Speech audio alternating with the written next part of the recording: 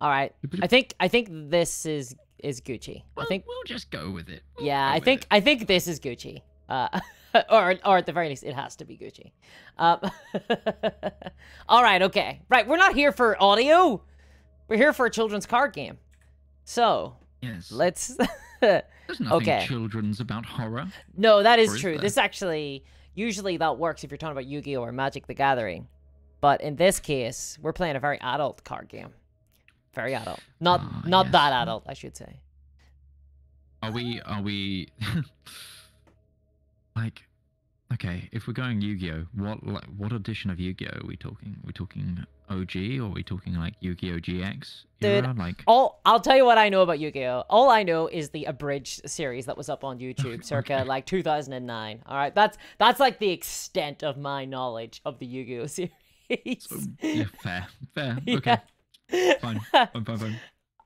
Okay. Yeah. Yeah, like I used to watch Yu-Gi-Oh as a kid, but I don't know why. I just don't remember any of it, even though I 100% watched every single episode. It was a fever dream. It was a fever dream. It's like some kid is the reincarnation of an Egyptian god, and in order to settle disputes, they have to fight each other in a children's card game that apparently is real. And one of them owns like $1 million corporation that makes those cards, but they're also real. So in other words, like a high school teenager owns a company that knows how to generate creatures from the ether. Yeah, and they use this to simulate a card game. Is obviously the only application of this kind of technology. Excellent. Okay, guys. So we've done it. We're actually into the game now. So myself and Midge, we're going to be going through the Night of the Zealot, which is the sort of the kind of tutorial campaign. It has 3 missions, but we'll see how far we go. We'll see what timing's like and things like that. And we'll take a break after a couple hours. We'll sort of regroup. We'll see what's going on. We'll just kind of play it by ear a little bit here. But there's 3 scenarios. We might get through the first 2 maybe. And during this, I'm going to actually teach how the game is played, but it's going to be fun for all the family. Now, Midge has already chosen. This is a narrative game, so you sort of go from one scenario to the next scenario, and they're all connected, like a campaign, like a narrative campaign. And we choose our investigators, who we're going to be playing as and investigating. This is set in like the 1920s, 1930s. Midge, you've chosen. Who is this? This is apparently Tommy Muldoon. He's a rookie cop. And I don't know why with the name Tommy Muldoon, just a massive Bostonian accent is what I'm hearing, especially with the last name Muldoon. Like, 100%. 100%. I'm gonna choose. So Tommy Muldoon is like the rookie cop. So he's like a fighter, right? So this guy is all about sort of kicking ass and taking names, which is cool. And we've sort of like off stream, you've just taken like the default deck that kind of comes with him. I do not know how good this is or how bad it is, and I will not be held accountable. In contrast, I guess what I'll do is I'm gonna pick. So every cop. We both play cops. Yeah. Oh my god.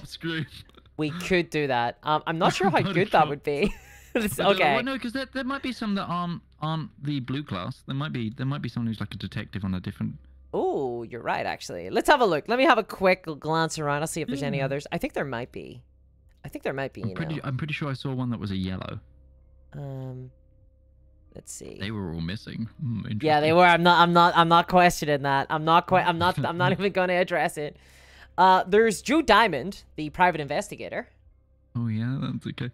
Oh my gosh, he has like the pinnacle action sort of face. Like he's got the facial structure of like. This guy has stepped out of a noir movie, basically. Yeah. But one that's probably been done by like Disney. Night. Yeah. You got the voice for it, dude. It pitter-pattered down. Just ding, ding, ding, ding, ding. You could have just all of it. All right, let me see. I don't think. Oh god, there's more down here that I didn't even. Oh, there's more. I didn't even tell you. I didn't even tell you. There was the whole page.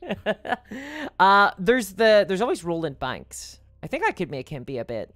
I think I could get him to be kind of cluey, kind of gathering clues and stuff. but I don't think I'd be very good at it. Because he can build we're getting into some complicated deck building right there though, I think. If I start being like, screw it, let's do it. Okay. I'll be rolling banks. Okay, we're doing this buddy cop movie. We're doing it. We're doing it. I'm the Fed. Okay, I'll be a cop. You're the wise old detective, and I'm the rookie cop on the scene. Yes. Found the lead on this new case about ghouls. Good job, Rook. All right. Let's see. Oh, where is his? For some reason, his chest has disappeared. That's bad. Okay, let me just do this. Well, I mean, we could always just, like restart this board and then come back. Fresh eyes. I've copied your deck. There we go. So I'll be able to drop it in. Oh no, wrong game. Nice. Will Midge be playing the game in character as Tommy Muldoon? Asks Shadow Minx. Well, Midge. Hell yeah. I'm not promising to play anybody in character. The problem is that now I've said that he's a Bostonian. I've got to try and find out the Bostonian accent somewhere in my vocal range. You sort of made your own bed with this one, I think. Yes, I did. To be honest, I did. I ruined my own life there. I feel. Yeah, I'm just loading in the scenario again. You have to give it a second, guys. It's Arkham Horror Living Card Game is a pretty big game, actually, all things considered. I'm gonna cut out some of the background of my thing. I've just zoomed my camera in a bit. I think I accidentally unzoomed it too far, and like you could see my bookcase all of a sudden. Yeah, you see, the thing is, with my camera, if I zoom out any further, there's nothing else to see because I'm living in a little like closet, like a little Harry Potter room or something, basically at the minute. So that's a free elf. Yeah, I am. I got my socks. It's all good. Right. There we go. Boom. And then have you been kicked? What's happened? What's happened to you? I see myself.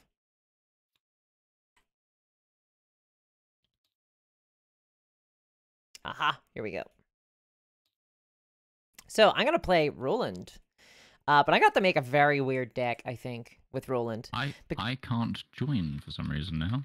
Oh my god. This Midge is a total nightmare. I think it's working this time. It's worked this time. The horror truly begins. All you have to do is shit talk something and it'll work. Yeah.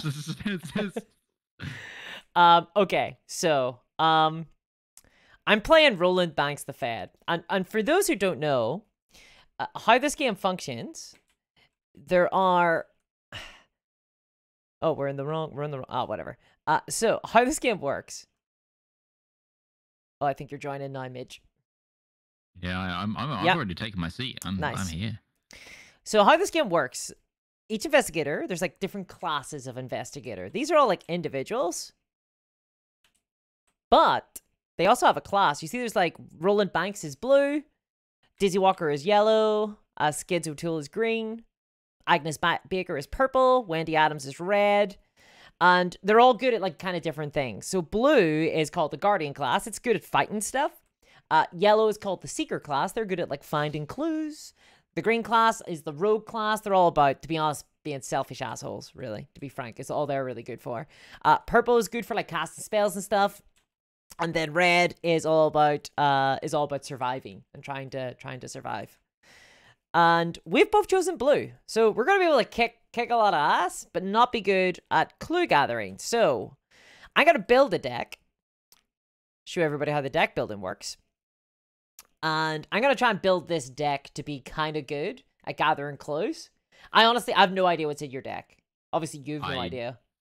I know that my special item is I've got a model 1887 shotgun, so yeah.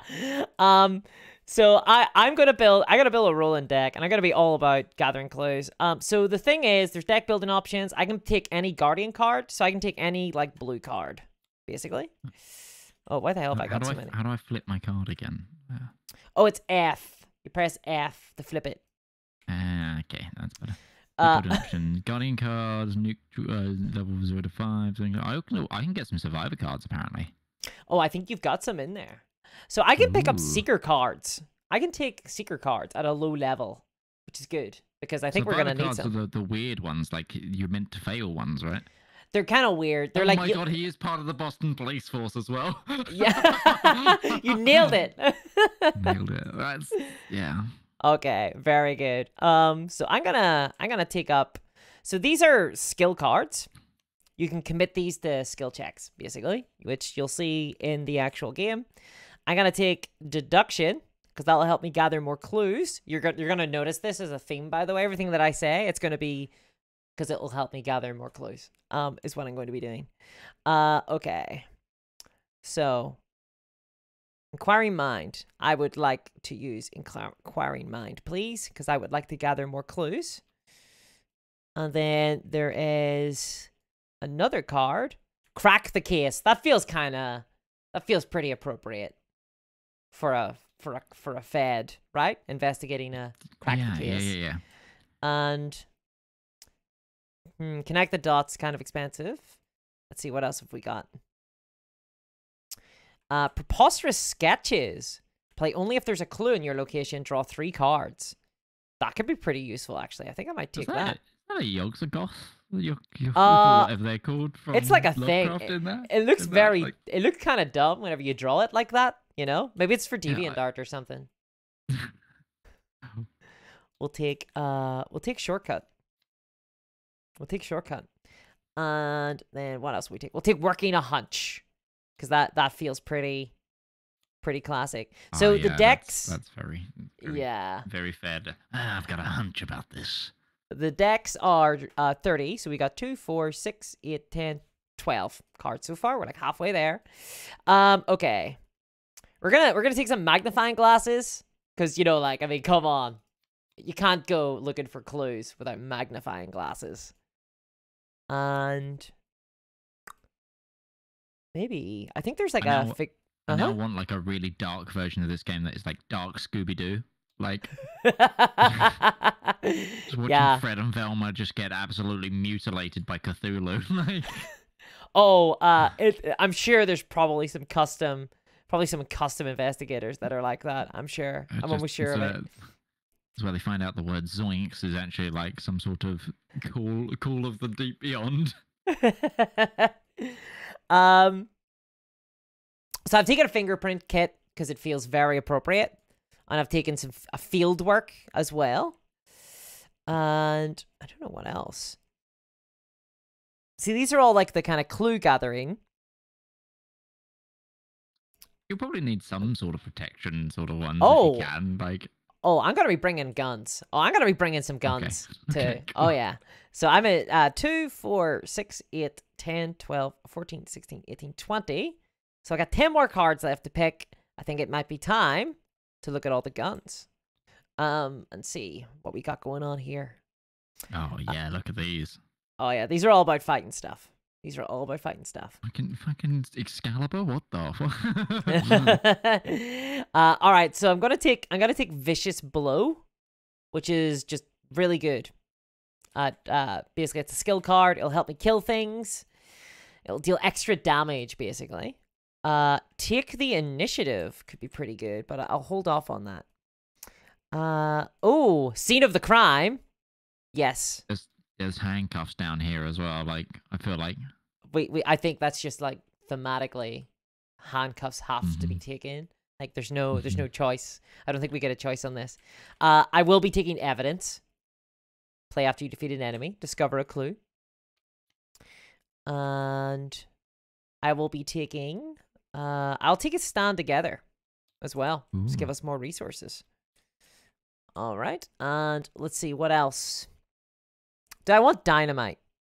Doesn't feel necessarily. What about this card that's here? It's like True Grit. True Grit. Help me with fighting. Actually, I'll tell you what I will need. Because I think Roland, so we've got like health bars, right? We have 2 different types of health. We've got our heart, which is like our physical damage we can withstand. And we have the mental stat, which is like how much horror we can withstand. I've got 5 horror, which is pretty bad, honestly. I might succumb. So I might take something worth fighting for, which will give me more horror, the ability to withstand more horror. So 4, 6, 8, 10. So I think that's everything for me. I kind of didn't pick up a gun though, or a beat cop, and that feels very appropriate. So let's take the beat cop, and let's take 45 automatic, and then let's see, what are we gonna drop? What are we gonna lose? I'm kind of tempted to lose connect the dots, honestly. Discover 2 clues at a location with a printed... No, maybe I'll keep that. Maybe I'll lose evidence. Oh no, I accidentally deleted something else. The stick. Scoop my web. Just scoop my camera up because my head kept getting cut off.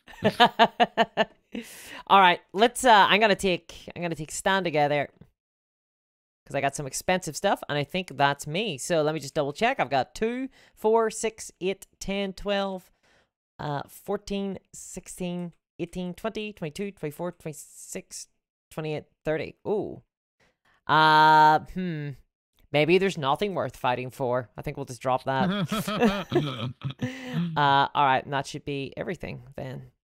Cool, and that's my deck. And then we have to do one other fun thing before we actually get to start. We will need to draw a weakness into our deck, because not everything in your deck is good. Some things are bad.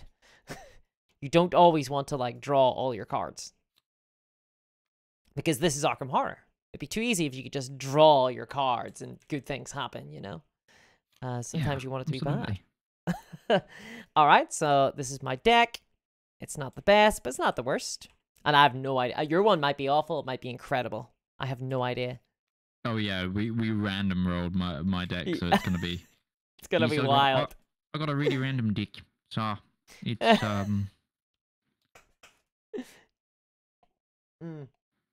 Yeah, it's basically like the pre-generated one, I guess, that they give you. I'm going to be honest, I've never played one of those and thought, wow, this is an incredible deck. I'm sure glad I had this.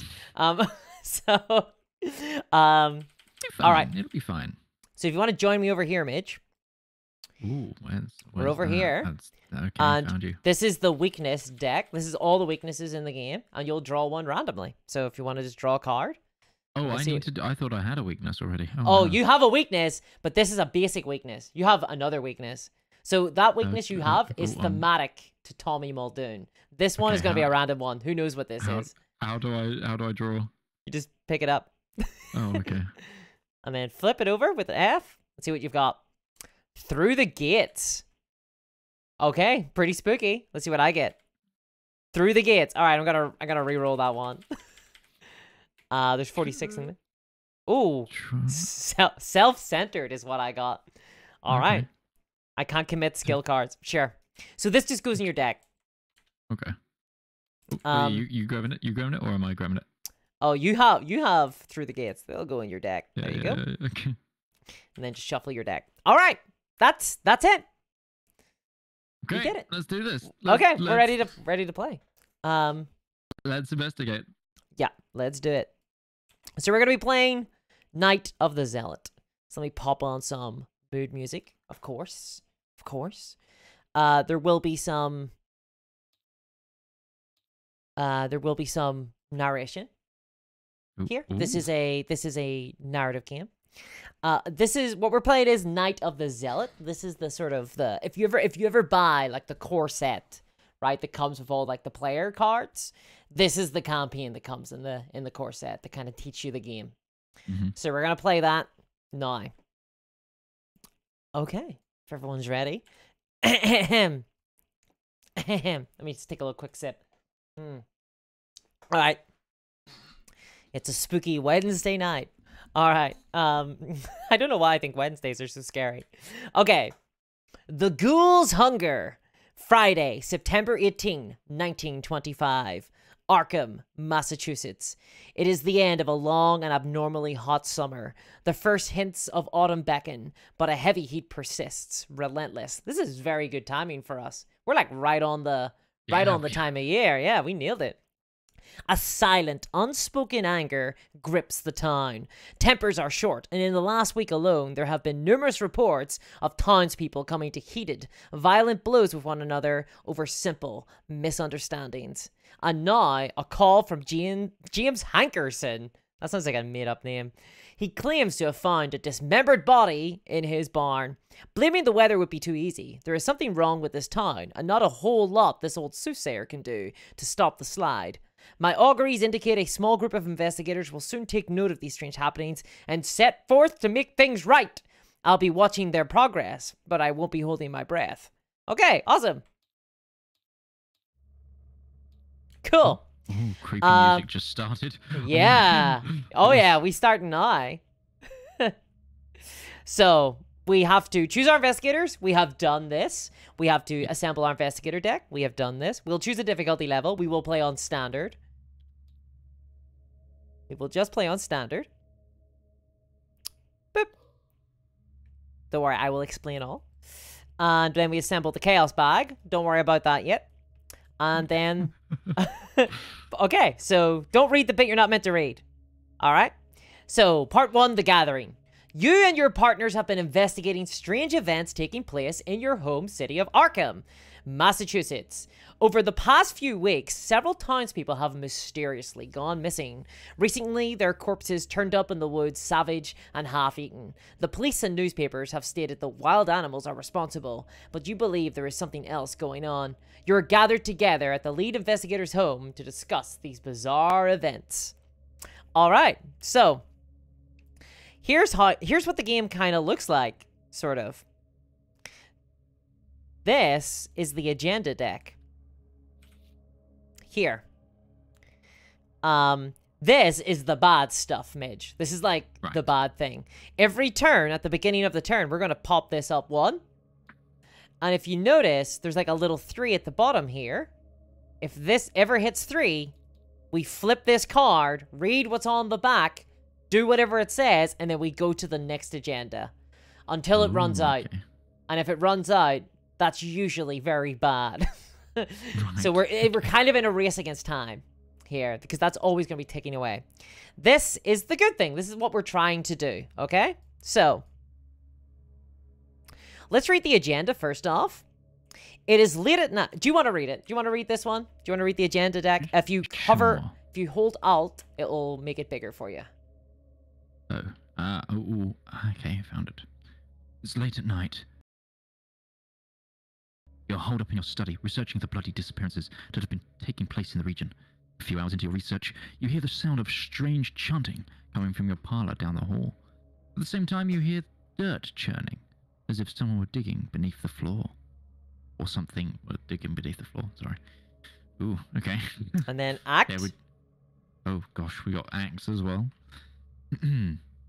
As you leap to investigate, the door to your study vanishes before your eyes, leaving behind only solid wall.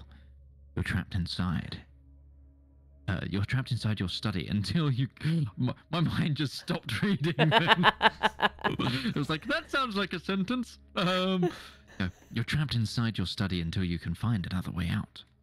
So yeah, it turns out we're trapped in the study. Let's make you the lead investigator, because you're local to the area. And I'm like the Fed who's come in. It's like Twin Peaks, you know? Like, you're the local cop, and I've like rolled into town to like be like, what's going on here? So we're at your house. This is your study, okay? Yes, there's a rookie beat cop has a study. Yeah. Look, he comes from wealth, but all his brothers are like law school, and the rest of his family are like, you know, into investments and the stock market. But no, he just had an innate sense of justice. Hey! This is 1925. You're probably well paid, okay? Yes, in bribe money. Hey, I'm not saying you don't work for the O'Banion mob, but you might work for the O'Banion mob. All right. Okay. So this is like our little characters. This is basically where we are, because we're both currently in the study. So, let's see. So you see there's a little bit of flavor text there. You've been investigating the strange events occurring in Arkham for several days now. Your desk is covered in newspaper articles, police reports, and witness accounts. All right. So we're in this location. When you enter a location, you flip it over to like the revealed side. Basically, right now it's unrevealed. We flip the card over. Oh, and what's this? There's these little clue tokens. Now, for me, they're errors. they should appear. They should load. For me, it just says the image you are looking at does not you are requesting does not exist or is no longer available. Oh my god, for real. Does it actually say that? Yeah, I'll take a screenshot. Oh my god. Right, hold on. Hold up. Let me see. I've loaded up an older version of the game. Let me load up the newest version, and we will see. I'll just copy this.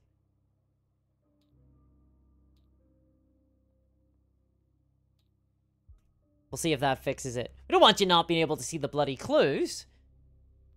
Because if that's gone, there might be like other like cards and stuff missing. So we don't you know, like that could be a problem. Oh, I see. Yeah. Yeah. So I'm gonna load up the newest version of the plus I think the newest one's more stable as well, which is probably good. Yeah. Yeah. Okay. And I'll just drop in all our decks now. Yes. Okay. So I love how this starts with like you're literally in your study investigating murders, and then your door just disappears. It's like, there you go, your door's gone. Now what do you do? It's very cool, Cthulhu. I like it. I like the creepy stuff. There we go. Nice and easy.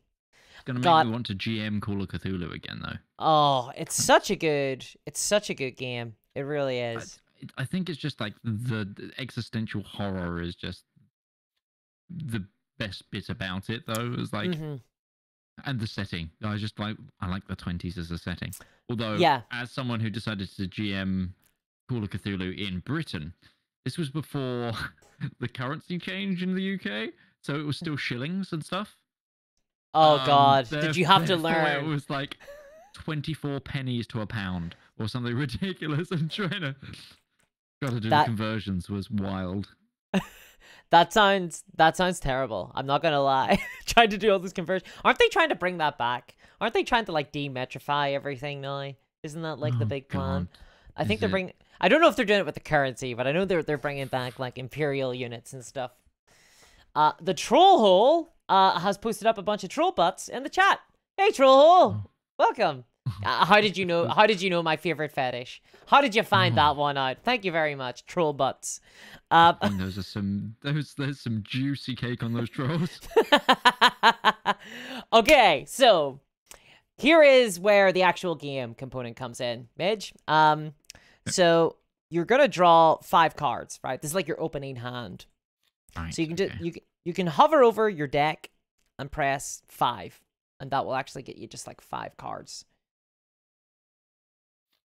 Okay. Ooh. If you have any weaknesses, just set them down and draw. You basically can't draw your weaknesses into your opening hand. So if you have any weaknesses in your hand, just like put them down. How would I tell if they're a weakness? They should say. They should say. I don't think these are weaknesses. Okay. Right. Okay. Then you can mulligan. You know mulligan. You can basically discard as many cards as you want here and redraw. So if there's any cards you don't really fancy like keeping, you can redraw them. Like I'm going to redraw, I think, shortcut. Because I don't think that I need to know a shortcut right now. We're kind of trapped in a single room. So I don't think I'm going to need to move around much. I might keep Inquiring Mind, but I'm going to get rid of my duplicate. And I'm going to get rid of this. And I'm going to draw 3 instead. Oh, damn. What? I have too many guns. I think I'm going to keep this hand. It's a good mix. Okay, cool. So, this is what you start on. The game usually starts with what's known as the Mythos phase, which is all the bad stuff that happens. But in the first turn, you skip that. We just go straight into the investigator turn. So it's just us now. Now, we've got 3 actions. If you look over here, this is how we can spend our actions. So we we go in order, right? Like, so I take all my 3 actions, then you take all your 3 actions. Though we're not like bound by any, like one turn I can go first and then the next turn you can go first. We're like not forced to like go in any specific order. It's just the investigator turn. One of us takes all our actions, then someone else does as well. So we have 3 different types of actions. And I'm trying to see, where's the little... Okay, yeah, over here will show you all the actions you can take if you need a reference. But it's super simple. So it's an action to draw a card. So you can draw a card into your hand. It is an action to gain a resource. And if you look up in the top left-hand corner of cards, they'll have like a number. That's how many resources it costs to play them. Thank you very much for the cheer there, Corey Ball. Thank you very much. I really appreciate that. And you start with 5 resources. Every turn, there's an upkeep where you gain a resource and you draw a card. Just automatically at the end of the turn. Okay. You can play a card. That takes an action. You can move to a connected location. We don't have any of those yet because we're like trapped in our study because our door disappeared. Yeah, about that. Now, here's an important one. You can investigate a location. So, can you see the little clues this now? I can now. I can, yes. Okay, awesome.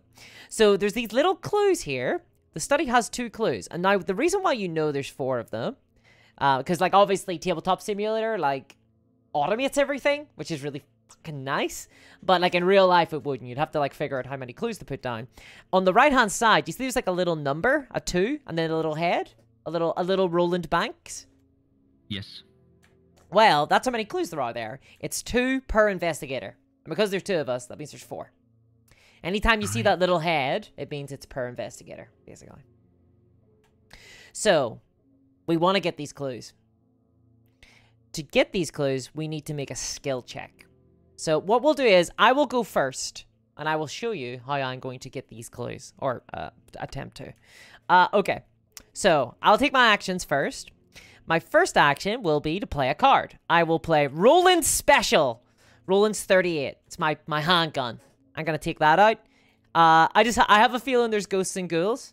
I have a bad feeling about it. Oh, no, sorry. I'm not going to do that. Bad feeling about this. Never mind. I misplayed my cards. Oh, no. Okay. Instead, what I'm going to do is... You need to, get yourself your resources back. I'm going to spend 2 and play Scene of the Crime, which says play only as your first action. And I can discover 1 clue at my location. So I just get a clue, basically, for playing this card. Oh, nice. That's really good. Yeah, so I just gain a clue. And then my second action will be to do that thing I did before. I will play Roland's 38 Special. This gun, I think, you get +1 fight. If there are 1 or more clues, you get +3 fight. Okay, cool. So I'm good fighting when there's clues around, like on the location. And that's all my resources gone. For my last action, I'm going to investigate. I'm going to take an investigate action. So what I'm going to do is, I'm trying to beat the shroud value of this study in a skill check, in an investigate check. It has a shroud value of 2. If you see it on the left-hand side, it's like the white number in black. That's the shroud. To make a skill check, we're going to be testing a stat. So at the top right-hand side of my character sheet, and you'll notice it for Tommy as well, there's like 4 stats. There's like a little head, a little book, a little face, a little like foot. And each one of those get like tested. It's willpower, investigate, a fight, and book in order. We're going to be testing book. Book is what you test for investigate checks. We have the exact same stats. Oh, do we? We're both cops. We're both cops. It's a true buddy cop movie. Oh yeah. So I'm gonna test my book. My book is 3, and what I'm doing is I'm trying to beat 2. So I beat 2, right? Like my 3 is better than 2, but I know I'll be drawing from a thing called the Chaos Bag. And that has modifiers in it, and that will apply to my skill value in the test. Chaos Bag was a close second for the name for the component cast. Okay, so I'm going to do what's called burn a card for a skill check. So this is a skill card. Now every card is kind of like this in the sense that on the left hand side of it, you see there's a bunch of icons. There's like question mark, question mark, question mark. I'm committing this card to this check. So this gives me a plus to whatever stat is on the left-hand side of the card. So a lot of cards have like 45 automatic here. It has like foot. I could only commit this to a foot test. But this is like question marks. It can be committed to any test at all, is what that little icon means. Ah, okay. Now, there's like a thing to this. This is a skill card. I can commit this only if there's a clue at the location. It's like the caveat with this card. And there is a clue at this location. So this gives me +3. So we do the sexy little math. My book is 3. I'm getting +3 from Inquiry Mind. We're trying to beat 2. I'm going to draw from the Chaos bag, and let's see what that says. We have drawn a -1. So I get it. I get it like easily, right? Because 6 minus 1 is 5. That still beats 2. Bada bing, bada boom. We got ourselves a clue. Very nice. Yes. So that's how the game works. That is 2 everything. Clues, 1 turn. Yeah. Look at you, powering Hell yeah. through. So up here in the Act deck, by the way, we can, just like the Agenda deck, we're trying to get we want to get through this deck. If you see down at the bottom right there, there's a little 2 per investigator. In order to flip this card, we need this many clues. So we need to get 4 clues and spend them. We need to... And then we can... see. Okay, so that's it. That's the game loop. Okay, cool. So, your turn. Okay, so what are the actions I can take again? I can... So you draw can a card. Draw a card, gain a resource, play a card from your hand. You can move, investigate. You can fight an enemy if you want to, or you can evade. But we'll talk about those, I think, when a monster shows up. So I'm gonna. Well, the first thing you do when you go to leave a room is you put your coat back on. So I'm gonna play. I've got a 0 resource item in my. I've got some armor I'm gonna put on. Because you said, like you said, there's gonna be some like ghosts and ghoulies around. I think I'm just gonna where. So where does that go? Oh, so it goes on your little your body icon. Body so icon. Down in the bottom right. I see there's a icon in the bottom right. I see now. So there's that. I'm going to draw a card. Okay. Oh, that's not the deck. Not the deck. Not the deck. You won. Okay. There we go. Ooh. Ooh. Why are you looking so nervous, Tommy? Why are you putting on your coat and saying, "Boy, I would like some armor inside my house"? What's going on in your house, Tommy? I got you just with your agent Roland Banks. Yeah. I got a bad feeling about this, Mr. Banks. Put my coat on. No, I'm gonna, and then I'm thinking for my final action, I'm gonna investigate, but I don't have any of those nice bonuses like you do. So this is gonna be just I'll pray to the chaos gods that let's do it. I pass this. So 3 versus 2. Yeah. Yep. So chaos. How do I draw from this? Just click. You just click it. Oh, -1. So 3 versus 2. So 2 versus 2. You win. So if they're equal, then the investigator succeeds. And then you just click that to get rid of it, and yeah, you just pick up a clue, and put it on your little clue section. You got yourself a wee clue there, Tommy. Okay. Not bad. All right, awesome. And that's the game. So, what happens now is the enemy phase. If there were monsters around, not that I believe in monsters, I'm a very skeptical FBI agent. Right, yeah, of course. They would do their stuff, but there's no monsters here. So then we go to upkeep, and if you look over here, there's a little button. You just click it, and it'll draw you. Right. It'll draw you a card and gain your resource automatically. There you go. And that's upkeep. Ooh, I got a machete. Not bad. Very nice. All right, and then we go to the beginning of the next round, and the first thing that happens is Doom comes. So we click the Doom token up, the Doom counter up 1. So the moment that hits 3, we have to flip the agenda, but it's only at 1, so we've got some time left. Got some time. Yeah, and we've made headway in this investigation. Oh yeah. No. I just imagine like properly it's like one of those scenes where like one of them's like feeling the wall where the door was, the other one's like The other one, putting on his coat. Noir, the other one is just into their second pack of cigarettes, and that's the investigation. The door disappears, and the first thing I do is pull out my gun. Don't worry. And I put my coat on. Yeah. Don't worry. Some sort of ritual. I'll get us out of this one. Just opens fire on the drywall. Oh, well, if there isn't a door there, we'll make a new one. Now you know it is in America. Okay, so. Well, I've got this baseball bat here. Shall I start just... Whack! So the second part of the Mythos phase is we tap Doom up 1, and then we draw what's called an encounter card. This is like a bad thing. So I'll go first. Just so you can see. So how we draw it in Tabletop Simulators, you just click here for your encounter card, and I have drawn, well, what a surprise! It seems that this house has an infestation of ghouls.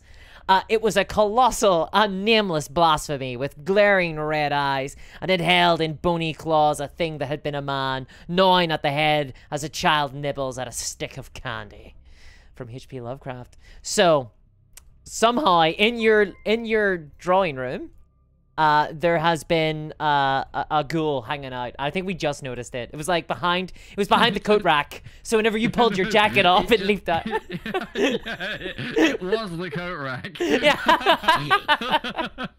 It was just there, like holding my coat, like. I walk over to it, smoking a cigarette, and go, "That's an awfully strange statue you got there, Tommy." It's like Tommy goes, "Statue."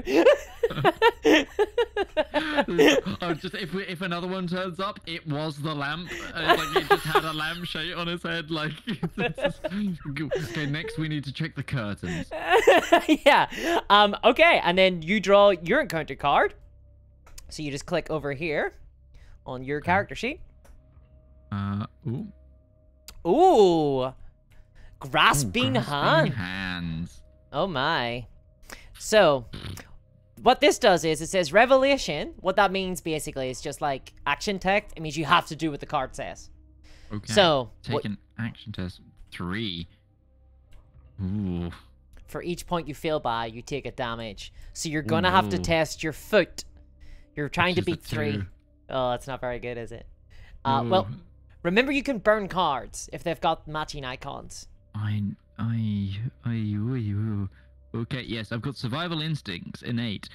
If this skill test succeeds during an evasion attempt, the evading investigator may immediately disengage from the enemy. Engage, but that doesn't matter. But even so, it is a foot card, so I'll burn a foot card. Yeah, so you just discard it and it gets added in, so it's a +1 to your foot. Yep. And all of my other ones are punchy, heady, or booky. So, okay. So now you're testing. You're 3 versus 3. Oh, thank you very much for the subscription, Decoy. Thank you very much. Resubbing for the grasping hands. Excellent. Thank you very much. I appreciate that. And thank you as well, by the way, Midge, for the wee sexy subscription in there. I was getting really annoyed at the ads. They're doing their job. They're doing their job. Thank you very much, D-Guy. All right, then. So, if you want to check your skill check, I think, what, you're looking for, like, any modifier that isn't a minus, basically. I gotta be honest, it's a bit of a long shot. It's a bit of a long shot, but let's see what happens. It's a skull. A skull, right? That sounds ominous. Yeah, it does, doesn't it? So the skulls change depending on what's going on. Oh no. Okay.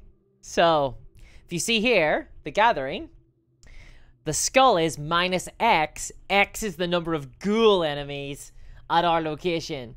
Oh no, we've got a ghoul. So unfortunately, I just drew a ghoul, which means yeah. Well, this actually could be quite good for me because I'm going to take a point of damage onto one of my assets, right? Yeah. So my leather coat is. They're going to scuff my coat. Like I'm so glad I put this coat on. The grasping hands are scuffing at your coat. So what you do is you just pull a little health token from over here and just slap it on there. Yeah. So Tommy Muldoon's got like a special ability. This is actually his thing.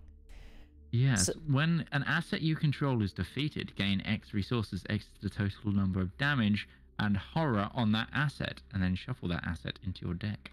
So I want to pick things up and have them get destroyed. Yeah, I think so. Yeah. So like, if your leather coat gets destroyed, you'll gain two resources because it's got 2 health, and then it'll go in there. So it can take another point of damage and then get destroyed. Cool. Nice. Okay, so I've got a little bit of a plan here. If you don't mind me going first, because go for it. Because this ghoul's here, right?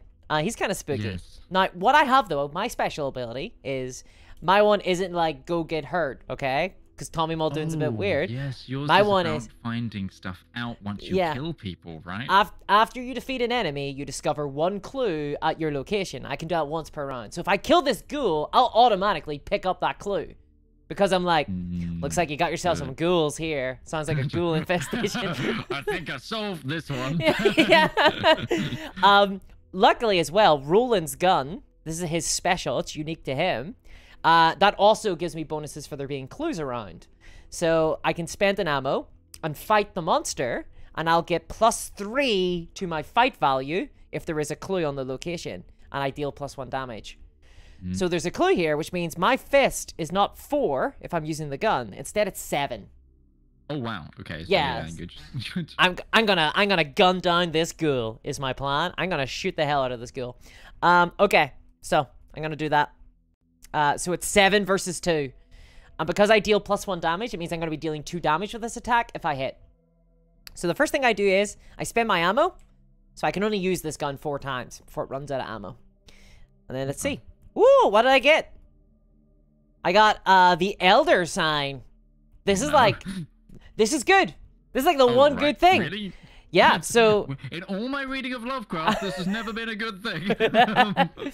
This is the Elder Sign. So if you look on your character sheet, everyone has a special Elder Sign effect that's unique to them. So mine is I get +1 to my skill check for every clue on my location.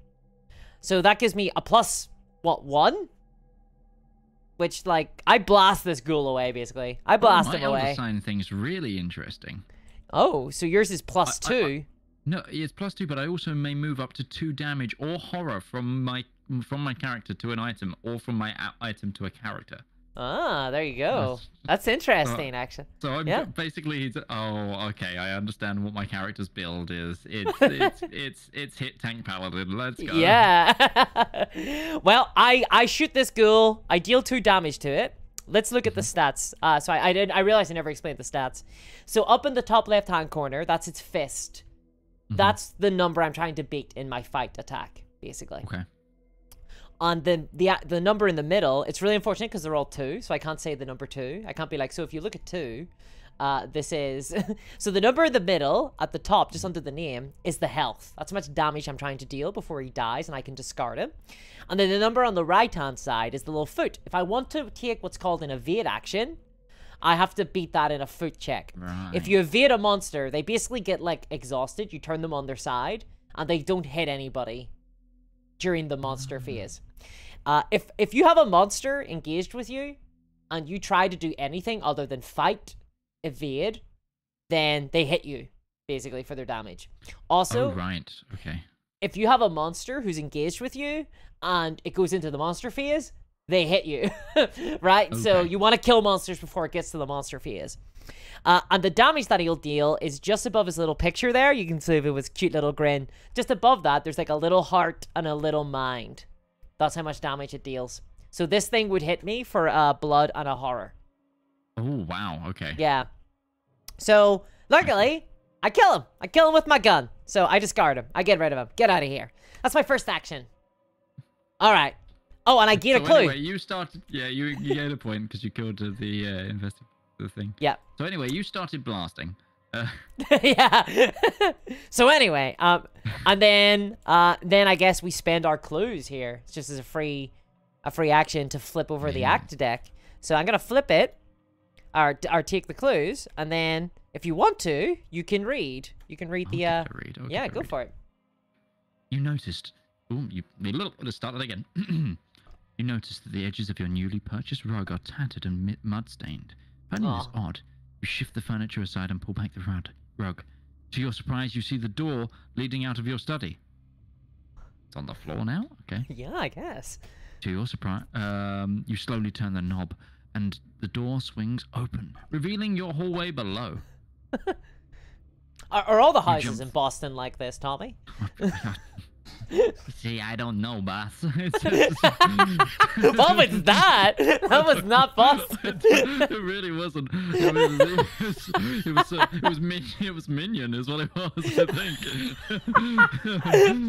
Oh. How did you know I wanted this to be a Minion stream? How did you know? Yeah, it was when you asked me to wear a suit to this stream, like originally, and just stand there with a. Paint yourself yellow, please, and just show up. Yeah. You jump through the doorway, landing on your feet on the soft dirt. The door to the study slams shut above you. The smell of burning wood fills the narrow hall, intermingled with the scent of rot and decay. Put in play the set aside the hallway, cellar, attic, and parlor. Discard each enemy in the study. Place each investigator in the hallway. Remove the study from the game. Ooh, okay. So this is what we do then. So it was the hallway, the attic, the cellar, and the parlor. Okay. So we remove the study from the game. We put the hallway in play. There's an attic. There's a cellar. And there's a parlor. And there is like I can tell which locations are basically connected to one another. But I'll do this just because it's like visual. It's quite nice and visual. I think I see. It's the little icon, right? So it's red goes to red, blue goes to blue, green goes to green. Yes, exactly. So down in the bottom, you can see that this hallway is connected to the blue triangle, the little cross, and the green. And then up in the top left, it shows you the, you've done it! You've solved the puzzle!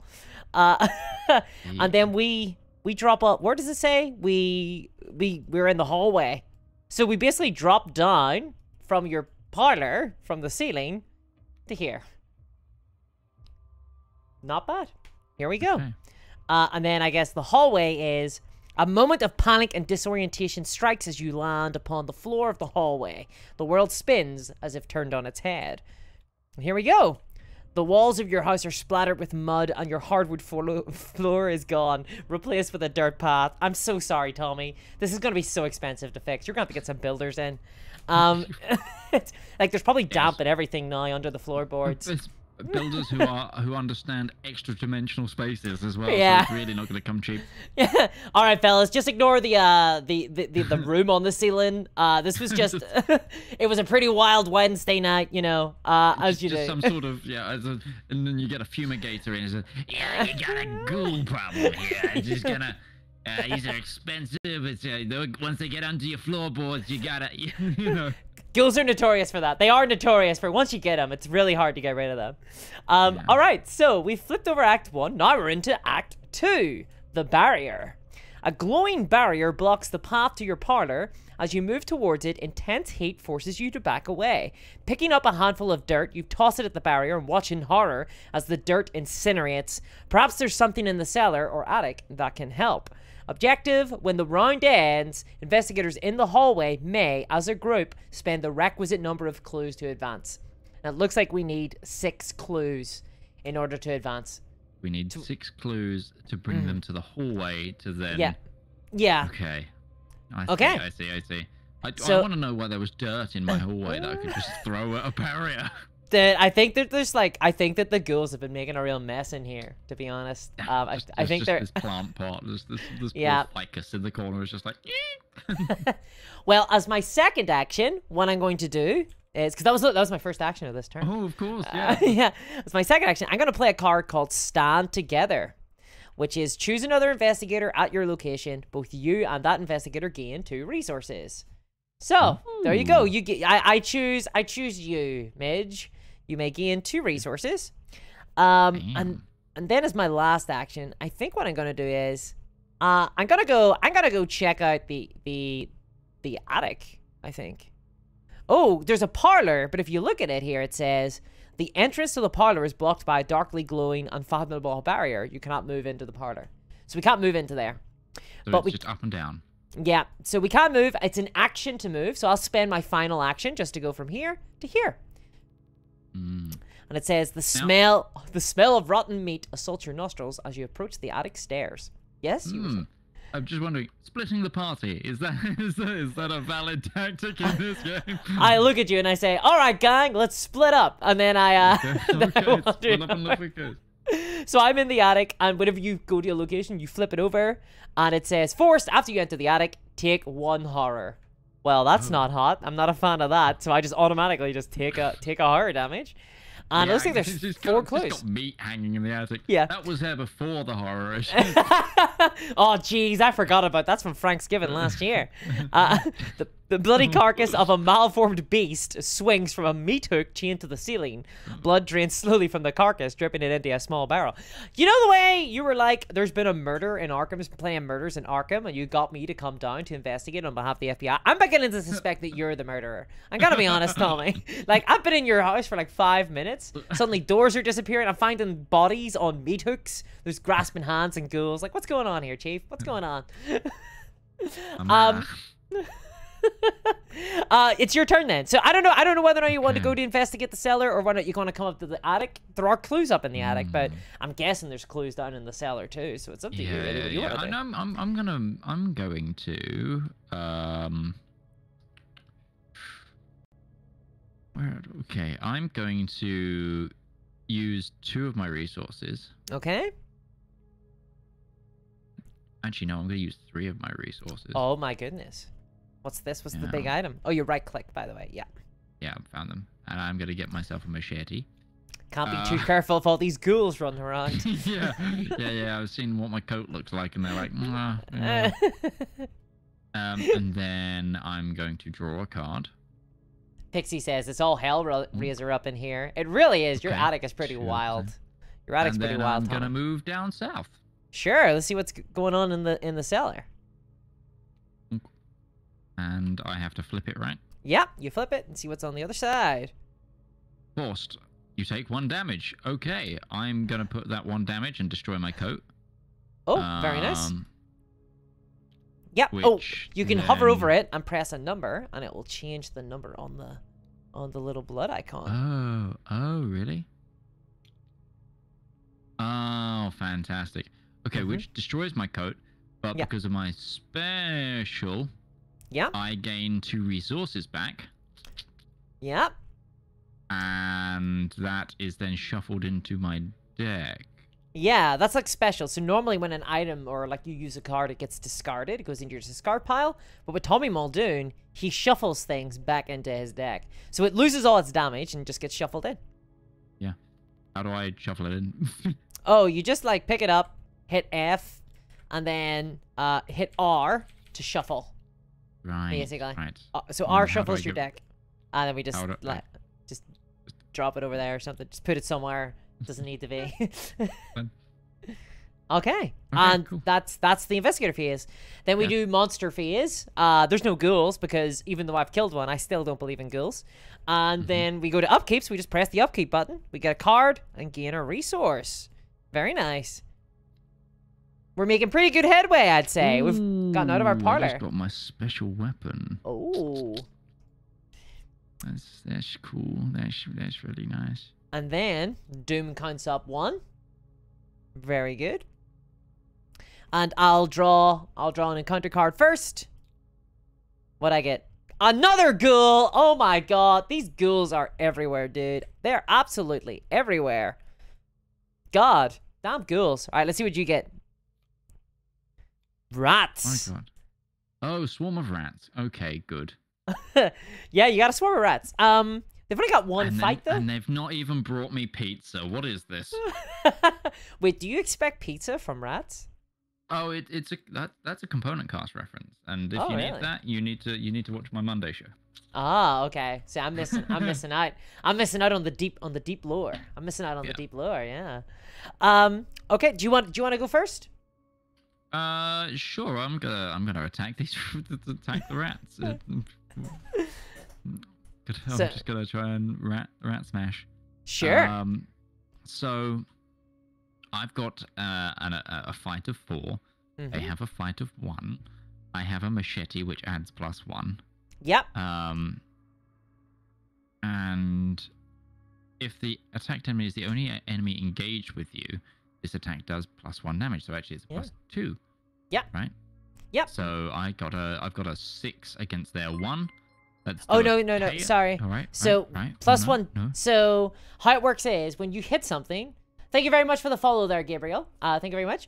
When you hit something, you only deal 1 damage, right? So you're testing your 5 fist, say, or you're like normal. Okay, you can like, so you can like unarmed attack something. 1, and then if I do complete it does 2 damage instead. Exactly. And right, but it only has 1 health, so you only need to deal 1. But that's exactly it. You got it. So click Let's see what you get. chaos. Click chaos.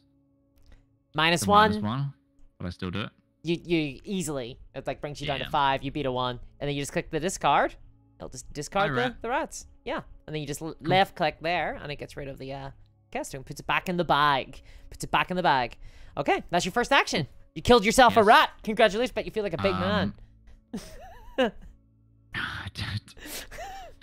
God, my cellar is just. I'm gonna investigate the cellar then for the rest. The cellar's hard to investigate. It's a 4. Oh shoot, 4. it is. Oh my goodness. Do you have any books? Maybe you can. Because you can burn cards. See. Yeah. I've got I've got an event card here called Look What I Found. But I can place that after I fail a skill test by 2 or less while investigating. Is that I discover 2 clues. Is that a red card? Sounds like a very red. Yeah, card. It's kind of stuff that survivors get up to.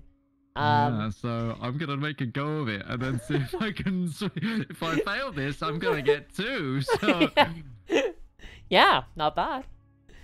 So I'm meant to be a damage soak in terms of psychological stuff anyway, maybe, possibly. So yeah, we'll see.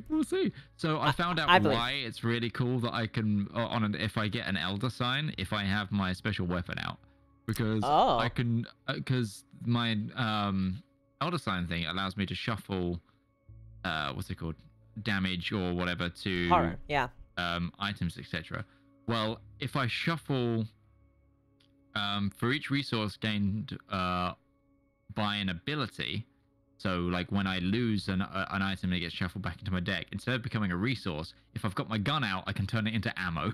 Oh, very nice. So you can just have a shotgun on you for the entire... Yeah, for the entire game. Yeah. Nice. I like that. I might have to try and get that out in a bit. Yeah. But either way, okay. So my investigation skill is a 3. This room is a 4. Yeah. And I think, look what I found. You've got to lose by like a certain amount, right? Like it's -2, so you can't like 2 or less. So you can't like super feel. No. So I think it's still a risk. Yeah, but like a -1, I think it is, right? Like because that will bring you down. You'll be feeling by 2. Yeah. So we've seen a lot of -1s. I think there's a lot of -1s in this bag, honestly. Yeah. So I believe. Yeah, I believe. No harm in trying. Let's see. So I right-click the chaos bag and we'll see what happens. Oh. That's a Cthulhu Arms. That's an auto feel. So that like you automatically feel. Oh, this is bad. It basically treats your number as 0, like as your check as 0. So unfortunately, you don't feel by 2 or less. Yeah. Well, I won't be playing that card then. So it's just a wasted action, I guess. Yeah. So you tried. You know, it happens. That's your second action. You still got an action left. I do. Did you draw a card this turn? I don't think I did. I think I did that last turn. Sure. But I'm actually going to discard a card because I got 2 of the exact same. Oh, you don't. You're gonna like investigate and burn a card, basically. Yeah. Burn a card. So I just move into my discard, right? And I burn a card. That's a willpower. So that's like your little head. So you can't you don't need to discard it, basically. Oh right. Oh, okay. Yeah. Oh, whoops! I took it. Stole my card. Yeah. Sorry. It's just I've got 2 of this exact card, so. Yeah. No, that's fine. That's fine though. Like, cause your maximum hand size is 8, and what happens is if you ever go to 8, then you you discard at the end of your upkeep. Like, so you draw a card and then you discard down to 8. Place on the ground under the control of another investigator at your location. I can't actually play this because this has to be placed on you if we share a location. Okay. Oh, it's a solemn vow. Yeah. So, do I play 2 resources now and get rid of my? So I might get. So to get rid of a card that I already have in play, can I do that and place one, or is that two actions? So basically, I assume that you're looking to put out your shotgun. Your like special shotgun, and it takes up 2 hands, I'm guessing, because it's a special shotgun. So if you play a card that takes up the slot, that card just gets automatically discarded. Okay, so it's not going to cost me it doesn't extra. like so any. I'll lose 2 resources and I'll get my shotgun out. Very nice. Yeah, and that takes up both hands. Cool. Okay, awesome. So now you've got a shotgun. You're in the cellar with a shotgun. Yeah, I want this version of Cluedo. It's much more metal. Yeah. He's in the cellar with a shotgun. He sings for Nirvana. Very nice. I like it. So my first action is not going to be to kill this ghoul. I'm actually going to play a card. It's worked out very well for me. This ghoul showing up is actually the best thing that possibly could have happened to me. So I play Scene of the Crime, which is discover 1 clue at your location. However, it says 2 clues instead if there's an enemy at that location. So I'm like, who did all this murdering? Oh, it's you, the ghoul. Of course. Hey, ghoul face. Who did the murdering? Just growls at you. You did the murder. And importantly, it says this action does not provoke attacks of opportunity. So I don't get hit by the monster really cool. for playing this card. So I'm just going to automatically gain 2 clues straight up because I'm a baller like that. So I take this. All right. And then as my second action, I'm gonna do that thing where I shoot the ghoul, and that's my plan. So I'm gonna spend my ammo from Roland's 38 special. I have the gun gives me +3 because there is a clue on my location, and my fight is 4, and I'm trying to beat the ghoul's fight of 2. So I'm trying to beat 7 versus 2. I got this. +1, the big +1. That's just showing off. So I shoot the monster. I shoot the ghoul. I kill him. And then I draw a card, or a clue, using Roland's special ability, which allows me to draw a clue when I kill a monster. Cool. So that's my second action. My last action, honestly, I'm just going to try and do a wee sexy investigate action with my just like 3 book. And just see. Nab all 4 from that location. Let's do it. Ooh, a cultist head. Ooh, what's that mean? -1. If you fail, take 1 horror. It's 1. My book is 3. That brings me down to 2. We did it. We got all the clues. All the clues from the attic. We got them. Yeah. Mission accomplished. Sort of. I mean, which is actually really appropriate because we haven't accomplished the mission. We're like, we're barely even there. All right, let's. So, upkeep. Yep. So upkeep, draw a card, gain a resource. Oh, hell yeah. Got myself a little. Yeah, I got a vicious blow. Very nice. Nice. So that's a skill card. You burn it, it gives extra damage. So it's very nice. Okay, and then Doom ticks up. So goes up to 3, and what that means is we flip over the agenda card. Do you wanna read what it says? Oh no. Okay, sure. Your house continues to change before your very eyes. The walls have decayed. The ground in many rooms has turned to dirt. Hey, that's where the dirt came from. It's almost as if you have been transported somewhere else entirely.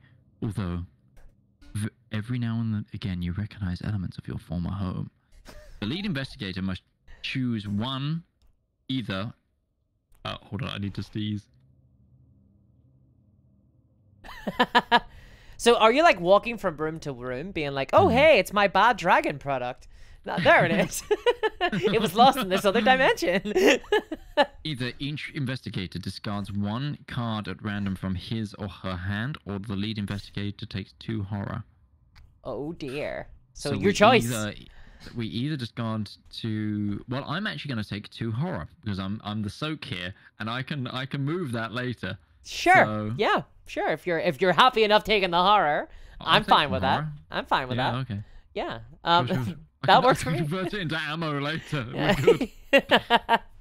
Okay, so cool. Do I take it? I put it on my horror over here, right? Yeah. So you have to put it on yourself. Cool. Yeah. Cool. And then so that's flipped. Then we get into the next agenda, which is Rise of the Ghouls. The floor beneath you Yeah. Just with the like my house is like turning to dirt. Everything's like I feel like I'm transported, and he just looks up, turns to camera, scratches his head under his like police hat, and is like, the homeowners association isn't gonna like this, and that's where the horror comes from. Oh my god, yeah, that's the true horror. Tell you what, I've heard about these homeowner associations. They sound wild. They sound wild. Okay, Rise of the Ghouls. I mean, this could be the homeowners association. The floor beneath you is giving way, climbing out of your bathroom. I'm afraid these tiles aren't up to code. And you see a vast network of tunnels twisting into the darkness below. Shapes and silhouettes of strange creatures move swiftly through the tunnels, trying to find a way up. You probably don't want to be here when they do. Oh my. So, yeah, So I hate to break this to you, Tommy, but there's I think you've got ghouls. I think you've got ghouls. I've got ghouls too, yeah. Yeah. All right, and then I'm gonna draw a card. So we're kind of doing this wrong. I wonder if we should start doing it right. Basically, you're meant to draw the first card as the lead investigator. So do you want to start doing that? I only did it the first couple of times. I'll do it. Oh, so what we get? We got Ancient Evils. Revelation. Place one doom on the current agenda. This effect can cause current agenda to advance. Yeah, so we actually just pop the doom up one, just sexily up. There you go. Oh dear. That just reduced the time we have.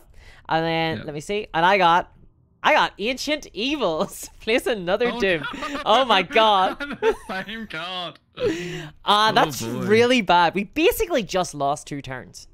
Right, yes, like if you think about it. Yeah. Okay, I think you need to get down here and help me investigate because. Okay. And I'll kill things while you investigate. I think we need to not split up, and I just focus on. I'll be the shield while you look around. All right, okay. I'm gonna come down then. So my first action is to move here. My second action is to move to the cellar. So I'll take that damage, and then I'm going to do a little sneaky. I'm gonna be like, clue gathering, is it? I'm gonna spend a resource and pull out my magnifying glass. Like some sort of like inspector in a like in a classic. I think I'm gonna be like, let's gather some clues. Now, this card has the keyword fast. So what it means is that I actually don't spend an action to play this card. It's fast, so I just I just whip it out like in a flash. And it gives me +1 book while I'm investigating. So my book is basically 4 now when I'm like trying to hunt clues. So I'm gonna spend my last action trying to hunt said clues. So I'm gonna just go for it. 4 versus 4. I got a skull, which is a minus X per the number of ghoul. Ghouls, and there aren't any ghouls. No ghouls, baby. That means I succeed. I gain a clue. Very nice. Nice. That's there we go. Now. Oh, whoops. Okay. Yep. All right, your turn. Okay, so I have a fast action. It's the one I was trying to throw away last time. But the solemn vow I'm going to give to you. Oh, very nice. Because it allows me to take your damage or horror. I'm going to take your damage. No, take my horror, please. You want me to? Okay, I'll take your horror. If you want, I mean, okay. If you want to take damage, you can take damage. Well, it's just now I'm at half horror, is why I was like. Okay, yeah. No, you're probably right. Actually, it's probably bad for you to take that. I'll take the horror back if you want to take the damage. Yeah. Okay. I'll take the damage. Yeah. Because then I will hopefully be able to move these on if we get a elder sign. Sure. And convert all of this into ammo. Nice. Nice. Or anything. Okay, so that's my fast action. I am going to. I guess I'm gonna investigate and see if I can investigate. So yeah. Let's click for a chaos. Let's see what happens. +1. Hey! You get it. Succeed. You get it. Which actually, I think. I think that's actually. Enough, that gives us enough. So, yeah. Before we spend all these clues, because we need to get to the hallway, remember? Yeah. If you look, there's a little text at the bottom right-hand side of this, which says Victory 1. Yes. If we gather all the clues off of a card, and it has Victory 1, that gives us an XP at the end to spend on upgrading cards. Yeah, we should try and... Yeah. So, I feel like we should start. I think we're pretty comfortable, honestly. The ghouls aren't aren't too scary. Well, how many we got on the timer, on the scare timer? Oh, got like, seven? we got like 4. We got all the time in the world.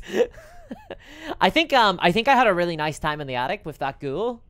And I think that oh no. Oh no. oh, it was pretty wild. And I think that's pushed us ahead a bit basically, because I managed to get like 4 at once. So I think we got some leisure time here. Okay. So I have one extra action still, I think, Yeah. right? So I'm gonna gain a resource. Sure. And just an FYI as well, we can contribute cards to each other's checks if we're in the same location, but we can only we can only burn 1 card. So, like, I can only give you 1 card towards a check that you're doing, and you can only burn 1 card towards a check that I'm doing. But we can't assist one another. So, that might be relevant. All right, and then that's us done. So, upkeep. Nice. Let's do it. Ooh, oh, okay, this is a good card. That's a good card to get. All right, I like that card. Cool. How do I get rid of this +1? It's not gone.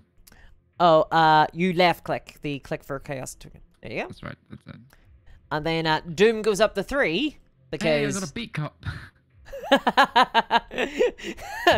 you go down into your cellar. Hey guys, what's going on? Hey, I heard a ruckus on the street. What's going on, guys?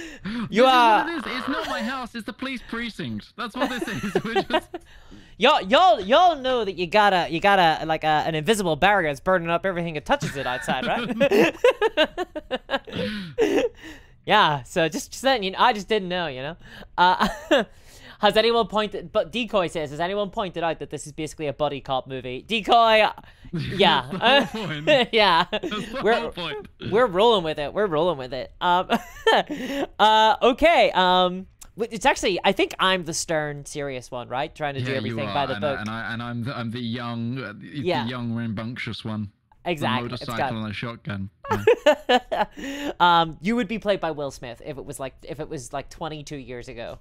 You'd be yes. You're who would you're Nicolas Cage and I'm I don't know contemporary. Channing I don't know. Tatum. Yeah, you're Channing Tatum. Let's go with that. Nick Cage, the best actor who has ever lived. Okay, click for encounter. Unironic. I will argue with both people about that. All right. So it's your encounter card then. Yes. Ooh. Oh no. Obscuring fog. Attached to your location. Limit 1 per location. Attached location gets +2 shroud.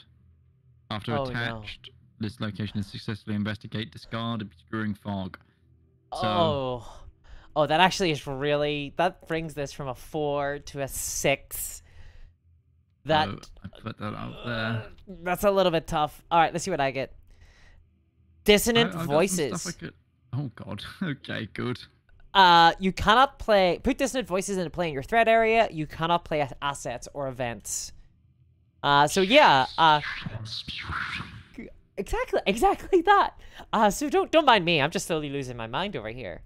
I mean, luckily I've got a magnifying glass in one hand and a gun in the other. Is there anything else a man could need? Like, come on. Right. So 50s, I love it. And I'm there with a shotgun, just like, yeah. Hey, boss. Right. So this is the thing, right? I was all for trying to get all of the clues in the cellar, but this is a tough ask. Trying to beat 6. I could give you my look what I found, which is 2 book. Okay. Oh my God, did we do it? Did we try and go for it? I think for a penny, in for a pound. In for a penny, in for a pound. Let's do it. Okay, but I'm going to be really sad about this because I'm also going to spend a card. So I'll go first then. My action will be to play Deduction, which gives me +1 book, and it says, if the skill test is successful while investigating the location, discover 1 additional clue at that location. This is like, we're in for a penny, in for a pound, right? So we're going all in. I'm going to burn this. So that gives me +1. So I'm at 5 with my magnifying glass. So if I burn this card, it's 2. So I just add this to my discard pile. So that's +2. So that's 2, 3, 4, +3. I'm at 7. I'm trying to beat 6. All right, let's do this. Let's do this. Oh! No, the -4. Come on. Oh man. Oh, well, no. The dream is dead. The dream is dead. Oh, that is so sad. The worst part is I don't think I can beat 6 now. I needed like okay. What I'm gonna do is I'm going to check. I'm gonna try and investigate again, and because I might get the elder sign. The elder sign will do it because that gives me a +1 for each clue. So that'll give me +2, which would be enough. Make a load of ammo. Yeah. So I'm gonna go for that. I'm gonna try and roll the elder sign. That was not the elder sign. That was -3. Oh, okay. It would only trigger for me. If I pull it, so you have to get it. Yeah, you have to pull it in your own check. Yeah, get your own check. Okay, so unfortunately, I have failed. The question now is, do I spend my last action moving to the hallway so that we can progress during your turn, or do I stay here and hope that we can get it? I don't know if we can beat 6. 6 is a big number. I feel like that deduction was like everything I had, to be honest. Yeah. I mean, I'm not a really investigative type. Yeah. So you're a fighter. I feel like we move. I feel like we move now. Okay, I'm gonna abandon it. We completely cleared one room. We did. It's not like we're not getting any XP. Yeah, agreed. Okay, so I'm gonna move to the hallway as my last action then. Okay. So your turn. I, as my first action, will move to the hallway, I think. Sure. So you move to the hallway, and then I think we can spend our clues here, right? Wait, we have 6. We do have 6. Yeah, we got 6. We do have 6. Okay, You've so I'll got just 5. I've got 1. Okay, so I told you I was a wild time in the attic. I've got a lot of evidence all over me. Okay, so I'll remove all the clues. We'll spend those because it's just like when it's when the round ends. Oh. So actually, I guess you've got 2 more actions to take. Yeah. Well, I'll draw a card. Sure. Alignment Dink says phrasing. You should know by now, alignment.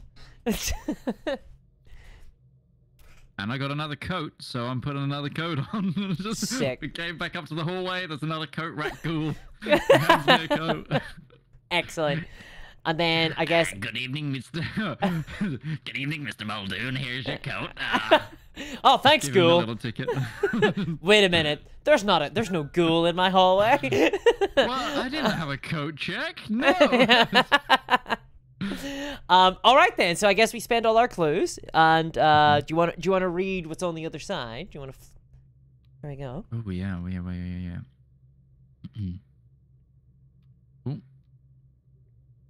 It's old, isn't it? Using the barrel from the attic, you carry ice and snow from the cellar and hurl it at the barrier. The barrier sparks and shudders as it consumes the ice, and then hisses and fades out of existence. The barrier blocking the passage into the parlor has vanished. Reveal the parlor. Put the set aside... Litter Chancellor into play in the parlor. Spawn the set aside ghoul priest in the hallway. Oh dear. Okay, right. So first things first, we reveal the parlor, which is you're unsure what would happen if you tried to cross the threshold, the strange barrier. Oh, well, we don't care about that anymore. All right, so the parlor. Right. It's a lot of ghoul heads on the floor. And then we're gonna pull down Lita Chatler is here. So she is an ally while you control her. Ooh. Each investigator at your location gets +1 fist. So we're better at fighting there. When an investigator at your location successfully attacks a monster enemy, that investigator deals +1 damage. Very nice. Oh, cool. Now for the bad thing. The ghoul priest. The ghoul priest shows. I feel like we can take him. Let's go. He has 10 health. How do you see 10 health? So 5 per investigator. Yeah. So he's got 4 attack, 10 health, 4 agility. Who wants to take him? Because he will get taken by somebody. Somebody has to he goes. So basically, whenever someone's on your location, I guess we haven't talked about this before. So whenever someone's on your location, they then go into what's known as your threat area down here, and they engage you. So the way your machete worked, If there if there was more than one engaged with you, you didn't get like the benefit of the machete. I see. I mean, I'm happy to start blasting as well. I will note he deals 2 blood damage and 2 horror damage with every attack. I mean, the horror damage is going to be the bit that gets me, but yeah, I'm still think I'm just that little bit more I can still take more hits than you can, I think, actually. Yeah. I was gonna say I could try and evade him and like run away, but like his evade is like 4. Yeah. It's like wild. I feel like we're better at just it's better if I try and kill him. Well, you take him. I'll take him. So FYI, if a monster's engaged with another investigator, like I can still try and hit him. But if I miss, I hit you instead. Just FYI. Oh yes, I see where this is going. This is yeah. The pieces are all coming together, right? So that actually should have happened at the end of the phase. I sort of did this out of order. So but there's no enemy phase yet. We just do our upkeep. And then all that stuff would have happened. Yeah. And then I discard Dissonant Voices because at the end of the round, I discard it. And then we pump Doom up 1. So up to 4. Okay, so here's the thing. Parlor has an action on it called Resign. If we get to the parlor and take an action, we can like take an action to resign, basically. This is too much for me. You run out the front door, fleeing in panic. So, I mean, I don't want to just like leave. I think we should probably try and leg it. It would be my suggestion. Survival is key. I see. So I do have a lot of +1 damage cards. I do have to say. However, I mean, if you want to kill him, he's got 2 victory. If you look at him, it says victory 2. If we kill him, we get 2 XP for it. How much damage do I need to kill him? 10. 10. Although Birdman, I've got guns too. I can help. Yeah. I can help kill him. So we're both combat-y kind of characters, like. Yeah, I feel like I don't feel like I'd run from the fight. I have got armor as well right now. So yeah. Okay. Well, it's not psychological armor though. First things first, though. Draw your encounter card because this might change everything. Oh yeah, that's true. Oh. Ravenous Ghoul. Okay. Awesome. So we got a Ravenous Ghoul, and I have a. Oh my God! Rotting Remains. Test Willpower 3. For each point you fail by, take 1 horror. I got 5 mind, like, strength. I really wish I had taken that, something worth fighting for. Okay, well, I got to test Willpower 3. My Willpower is 3. I have nothing that I can contribute to this. Can you discard the card that I've put on your thing? Because that's too hard. No, because it's in play. So I can't, like, play it from my hand. Yeah. Well, I think it must. Hey, if you have, maybe it's discarded. If you have, does it? No, it just gets exhausted each turn. I think you can do this every turn. Okay. So the little lightning bolt is a free action, basically. It means you can do it as a free action. Yeah. Do you have any icons you could contribute to this? I'm looking to try and beat ahead. I mean, I've got another Solemn Vow in my inventory. If it doesn't hurt, I could take a. By all means. You can have. Because the only other person I can use it on is you, and you've already got one. So. I've already got one. So yeah, if you want to burn that gives me +2. That really helps. So that gives me a 5, trying to be 3. Let's see what I get. -4. That was not what I needed. So I fail by 2, which means I take 2 horror. My max horror is 5. You're that at feels 3. Yeah, that's pretty scary. Okay, so we're in a bit of a pickle. Do you remember last turn we were like, oh, shall we just like hang out at the cellar and just like get all the clues because we're like so good at this game? Yeah. Things kind of got a little bit out of hand. 2 ravenous ghoul people. So how do we want to? What do we want to? How do we do this? How the hell do we do this? Well, I'm gonna go first, I think. Yeah. Do you want to go first? So the question is, so basically, right? If you don't kill like both of these guys, you're gonna take 3 damage and 3 horror. So I think our priority should be to kill the Ravenous Ghoul. Yeah, I right? think I gotta get him out of the way first. So Yeah. Okay. so to beat him, I need 3 fighting. I've got 4 naturally, but if I'm using my gun, it's a +1. Or +2 fight. Oh, yeah, Yeah. you deal +1 damage. Yeah. Yeah, +1 damage, but it's +2 fight. It will empty both barrels. Is the thing. My gun uses 2 ammo each time. Does it? Yes. Spend 1 ammo. Uses 2 ammo at the top. Oh, no, that means uses, like how many uses you've got of the card. So it says you take the action, which is the wee arrow, and it says spend 1 ammo, and then you can take that. Fine. Okay. Yeah. I also have in my inventory right now. I have overpower, which is max 1 per committed person. Because if this if I kill this creature, this skill test, or if this skill test is successful, I draw 1 card. Not bad. Which is good. I also have Vicious Blow for extra damage in my thing. Which might be really big, actually, for that 3 health ghoul. Because if you contribute that will give you... Because your Becky deals +1 damage, then you just deal 1 damage naturally. And then Vicious Blow, that's 3 damage. Will take, this is what I'm thinking. I also have Beat Cop as well. Which is... As a free action, discard Beat Cop, deal 1 damage to an enemy at your location. Oh, you have to do that when he's out. So you have to have played him. Yeah. So, okay. I think... So Vicious Blow is a skilled card. Yeah. So that is like a... I can burn that when it happens. But I can spend 4 resources. I've got 10 resources as well right now. Yeah, you're pretty loaded. So I'm gonna spend 4. You wondered how you afforded that highs. 1, 2, 3, 4. I'm gonna spend 4 of them and bring out Beat Cop. So this is so if you do that, you'll get hit by both of them. Oh, right. When a monster has engaged you. Sorry, yes. All you can do is fight. Right. Okay. Or evade. Well, I'm going to try and blow away the Ravenous Ghoul. Sure. Then am I not? Yeah. Okay. So I click a chaos. Are you gonna play your Vicious Blow? Yeah, I am gonna play my Vicious Blow. Okay, cool. So that gives you +1. That goes there. Yeah, you just burn it. It just goes into your discard, basically. Oh, okay. So that gives you +1 fight, and it also will deal an extra damage. You just spend the ammo then. Yep.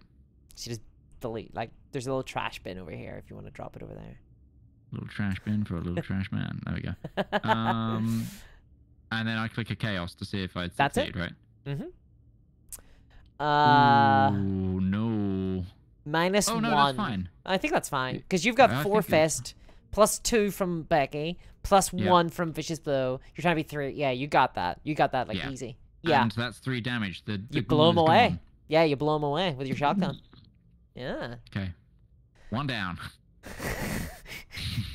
All right, Ghoul Priest. Okay.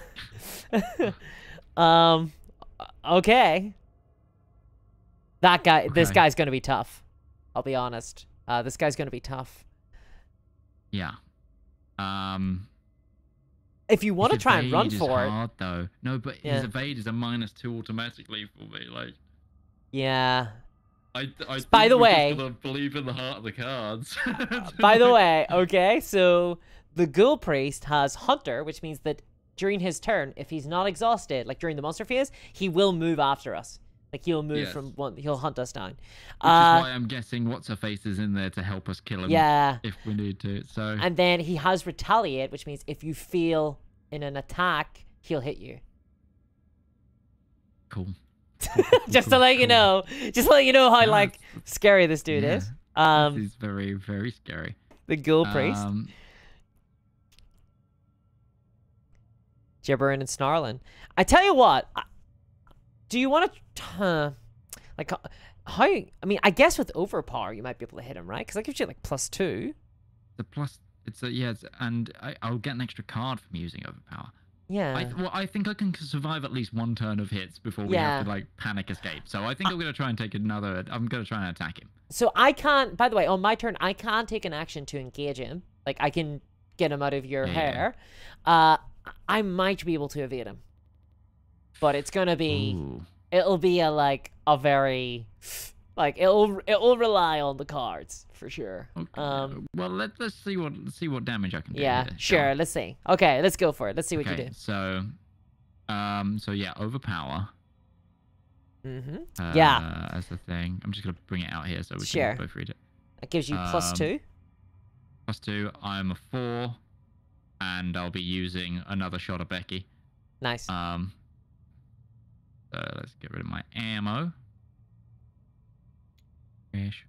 And so that is a what is that? 4, 6, 8. 8. Yeah. And they so chaos -1. So it's a success still. You hit him. You hit him for 2 damage. 2 damage. Oh, and here we go. I also get a card. Nice. Because overpower worked. Ooh, what's a survivor card? When you would fail a test, get +2 for your skill value to that test. Ooh, that's useful. That is actually very useful. That's a very useful card. And then overpower goes to my discard. Okay, I need to get punched for at least 2 damage to get more ammo. Oh, you will. Oh, you will. I will. Don't worry. I will. It's coming. Dude, I am tempted to shoot him. I try and shoot him. Every time, like my character gets punched, it's like he coughs up blood, but as he does, like a shotgun shell comes out. Like, what? I was chewing this one earlier. This is wild. This is like a very scary situation we find ourselves in. This priest is like terrifying. I'm not gonna lie. This priest is absolutely terrifying. You've still got one more action though, right? You've killed the ghoul, and then you've got this guy. If I draw a card, will he attack me? Yeah, he will. Ag. I mean, I can attack him again, just a general standard attack. You could try, and then he'll hit you if you feel. But you know, that which actually would be bad because that would put you up to 4 horror. Yeah. And then he would kill you. Yeah. During his attack. Oh my god, this guy deals so much damage. He does deal so much damage. And we need to do how much damage to him? 10? 10. I don't think we can kill him, to be honest. I actually think we're a little bit outmatched here. Okay, so I might be able to evade him now because of the lucky card. Because that might give me a hopeful +2. I can give you I can give you a little bit of a boost. I can give you like a little tiny bit of a boost, but I can't help too much. Evade moves him out of contact with me, right? So actually, but I'm just gonna be left in the room with him. Yeah, and then just re-engage. He will. So what happens is, right? Say you do engage, you evade him, and you successfully do so. He'll go like this, right? So he won't be engaged with anybody. Yeah. And then the enemy phase will happen, and he won't be able to hit anybody. And then at the end, during the upkeep phase, he will unexhaust, and then he will engage somebody if they're in the same location. Okay, it's still worth trying. It will stop you from being hit for a turn, basically. Yeah. Okay. Let's try this then. I'll try for an 8 evade. Sure. So I will commit a field work to this for you. So I'll give you a +1 from field work. So you get +1 to your foot. So that's a 3. I need to beat a 4, so I'm already at a -1 right now. But yeah. If I fail this, I can play my lucky. Sure. So as long as this isn't I think a -1 is what you're looking for. You're looking for like a -1, aren't you? Yeah, I'm looking for a -1. Or a skull. A skull's a -1, and a little cultist head too. So there's a couple in there. It's a decent chance. It's a decent chance. All right, let's see. So that's not it. That's not definitely not it. That's not it. That's not it. Oh no! I clicked it wrong. Yeah, you accidentally pulled another one. So the cultist head would have been it. That would have been exactly what you needed. That's the thing. I think I just left-clicked, and I just left-click, not right-click, right? Right-click can pull multiple. If you keep right-clicking, you'll keep pulling more. But left-click will just pull one, and then you put it back with another left-click. I'll be honest. I'm tempted to walk forward and resign and leave you to your fate. Oh, okay. Well, and just be like, Damn, Tommy, your house is pretty fucked. I'm out of here later. Good luck, though. It sounds terrible with that ghoul priest. Good luck. But I won't because I'm not an asshole. There's a shame of go. Okay, I think for my action, what I'm actually gonna do is I'm gonna draw a card. I want to see if I can pull anything. Oh no! Oh, I got a really good card, but there needs to be a clue at my location. All right, I gotta. Damn. I'm questioning whether or not I try to shoot him. Like, does that even help? Because I don't think we can kill him. Like, if I shoot him, like, even if I were to shoot all of 3 of my shots at him this turn, or no, because I've only got 1 gun. So even if I were to shoot him for my 2 ammo, he would take another, what, 2-4 damage. That would put him up to 2-4-6. Could we kill him? One thing I just want to point out, if I feel I hit you for the damage, I'll hit you for 2, and then he'll hit me for 2 hard, and I will die. Right? No, I can't, unfortunately. If I actually get, I feel... Okay, just as a thing on my next turn, I have this thing called Dynamite Blast. Which is choose either your location or a connecting location. Deal 3 damage to each enemy and to each investigator at that location. So it's physical damage. So next turn I can spend 5 resources and just nuke the room. Right. So I could try and hit him. If I hit him, I will deal 4 damage, right? Because I'll take my last 2 actions, and I'll shoot him twice. That will deal 4 damage. That would put him to 6. And then how much does dynamite? And dynamite is 3. So that would put us 1 away from killing him. So all I'd have to do is take another attack, not with the shotgun. Oh my god. Right, but here is a point. I do want to point this out. This guy has retaliate. If I feel in my attacks, he will hit me. And he'll hit me back. And he'll hit me for 2 horror, which immediately kills me. Oh, right, yeah, that's true. That's true. So I'm really nervous if I'm trying to shoot him. I can take 2 hits from him. I can take 2 hits from him right now. See, and not. I have 5 attack. His attack is 4. I don't feel good about this. I was very strong when there was clues. Can we bring him to the cellar where there's lots of clues?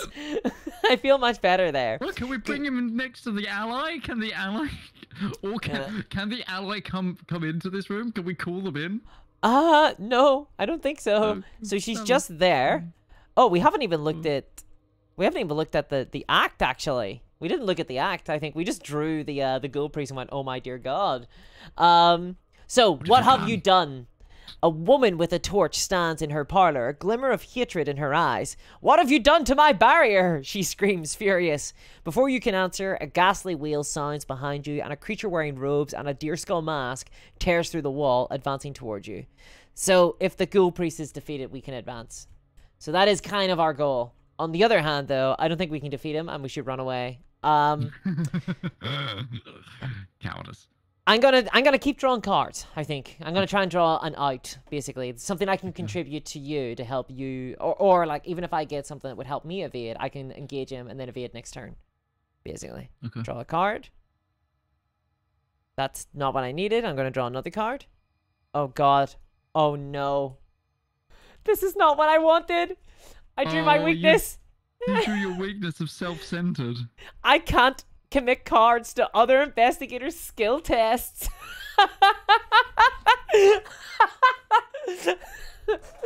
I think I'm going to leave you. Discourse is gonna fucking run and leave me to fight this bastard. It's what my character would do, bro.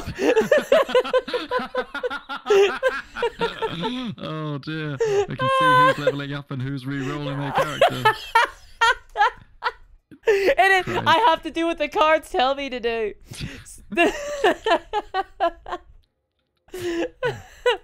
Oh my God. Yeah. So that's my actions over. Unfortunately, I did not draw what I was hoping to draw like something that I could help you with, but no, I drew a card that means that I can't help you next turn.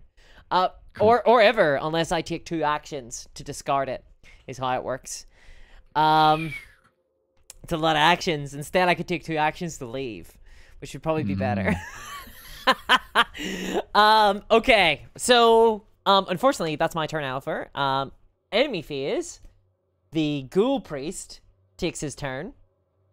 So he hits you for 2 health and 2 horror, which is pretty spooky. Okay. Okay, and then, oh, don't you get like a... are you not gonna... Wait, yeah, no, I need to, yes, wait, So... yes. So I get 2 ammo back, Yeah, so you take it onto that. That goes into there, an F, and then, is it R for shuffle? Yep, there you go, cool. And then I go, where's my... Nice. And then I will, and then we upkeep. Yep. Oh boy, a fingerprint kit. Exactly what I needed. Oh no, I got my treachery thing. Oh, so what was it? So what's do it? I have to play it? Do I yeah, have to play it, you right? have to. It automatically comes into effect. Revelation. Oh my god. Mistake. Oh Discard my god. each asset you control with damage or horror on it. If no assets are discarded by the end of this effect, shuffle it back into my deck. Okay, that's actually not bad. Any. Yeah. Yep. It's just because my other ability is super powerful, so it's just like. Yeah. Okay. Okay. Hey there, Emmett. Hey there. This is not Warhammer. This is Arkham Horror, the living card game. Welcome to the stream. Oh my god. Okay, so this course is leaving me to die. I haven't abandoned you yet. We still have another turn. So we counts the doom up to 5, and then do you want to draw an encounter and see what happens? Let's roll them bones. Ancient Evils. Okay, that goes up to 6, which means if I draw an Ancient Evils, we actually flip the agenda. What do I get? Oh no. Oh my god, rotting remains. This could kill me. If I fail this check, it kills me. I've got 3 head. I'm gonna die. I've got 3 willpower. Okay, so I'm going to burn my preposterous sketches for +1. That brings my head up to 4. If you have any cards you could burn, I know I've been very self-centered in the past, but if you have any cards you could burn, that would be the only head card I have is my dynamite blast, and you're not having that. Okay, fair enough. Let's see. If I have to take us out in a blaze of glory, I'm gonna. Okay, I'm going to. Wait, what does Okay, I'm going to just go for it. So 4 versus 3. Skull -1. Because there's 1 ghoul. Which means that I succeed. Yes. Okay, so I don't die. That's good. Good. Yet. All right. We're into the sticky situation we find ourselves in with the Ghoul Priest. I think you need to go first, really. Do I leave? Oh, hold up. If I could convince Lita Chandler to help us, she can tank ahead. Yeah? Yeah, because she has 3 health. So if you look at her, she's got 3 health and 3 willpower. So if I take advantage... So there's it says on the card, while Lita Chandler is not controlled by a player, she gains action, parlay. Test book 4. If you succeed, take control of Lita Chandler. So this would take her... So is there anything we can do with this knowledge? So I could move forward. I could try and beat that test. That would be 2 actions. Then my 3rd action would come back. Did we upkeep? I upkeeped. I don't know if you upkeeped or not. I don't think I did. I don't have another card, so... No. Okay, there we go. Okay. Oh no, I did. That's I need to put that back. I need to back that because I got my thingy, didn't I? All right. My bad. And then if I do that and then I come back, that'll give you +1 fight. Does that help? That might help a little bit. I mean, it means I'll hit him more. So. What if I go over here though and I don't convince Lita Chandler to come? Well, you can only take 1 action right now anyway. Oh, I'm not getting rid of self-centered. Oh, okay. I'm gonna leave it because I can't even help you really with cards anyway. So I'm gonna go. My first action's this. My second action will be to try and convince her to come join us on this mad quest, this doomed expedition. Yep. Wait, don't you die this turn?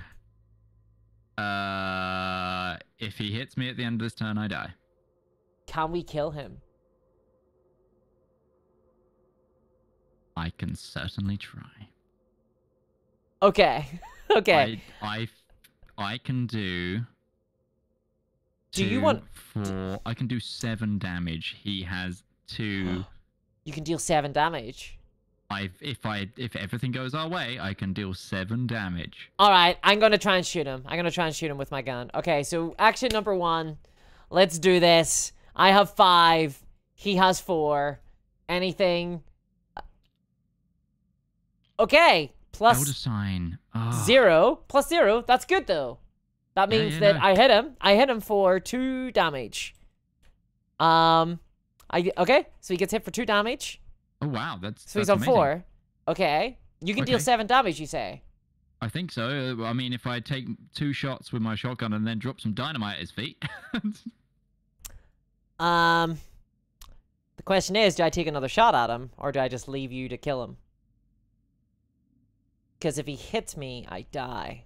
Like if I miss this shot, I die. Do I just leave it? I think, dude. I think I'm out. I shot him. Okay. I did my job. I'm out. Can you still? Do you still have enough to parlay? I because you've only shot once, right? Yeah. Yeah. So my second action could be to move, and then my third action could be to parlay. Yeah. Okay, I'll do that. So I'll move. I'll get out of there, and then I will try to parlay with Lita Chandler. So I'm trying to be 4. My book is 3. I'm gonna play Fingerprint Kit to give me a +1. Nice. And so it's 4 versus 4. So this would have been what my shot was. So let's see if I actually fail this, then I would have died this turn. So let's see. -2. That would have killed me. So I mean, yeah. So I do feel the parlay, unfortunately, but I'm not dead. So that's good. All right. That's my turnover. That's my turnover. Good luck. Good luck. Okay. Okay. So, I'm gonna attack.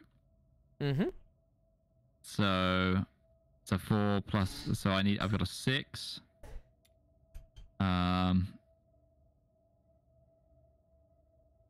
Right click on the stack. Oh. -2, so you succeed. That's 2 damage. Yeah, it goes up to 6. Okay. Okay. Okay. And then we just need to hit one more. One more. All right. -1. That's a -1, so that's another 2 damage. -1. He goes up to 8. Okay, and then I'm gonna spend 5 resources. Yep. So it takes me down to 6, and I'm going to play Dynamite Blast, which does 3 damage. Nice. Each and every creature at this location, including me. So I take 4 damage, and he takes 3, killing him. You kill the Ghoul Priest. You blew yourself up. I just light a piece of dynamite, throw it at him, cover my eyes, and just shout for Valhalla. We pop him in the victory display. So we're gonna get him. Yeah. We didn't move the previous room that we completed, right? Does that need to go into the victory display, the attic? It will. We'll count it at the end. We'll count it at the end. Okay. So that's me out of moves. So we have to endure one more. Oh no. Okay, upkeep. Oh no, it's gonna be the event, right? Oh no. Okay, physical training. That's not bad. Oh my god. I just drew my weakness. Put cover up into play. All right, now there's like a Ghoul Priest dead. I'm like, oh shit, I gotta cover this up. No wonder you kept finding the clues. You were in on it.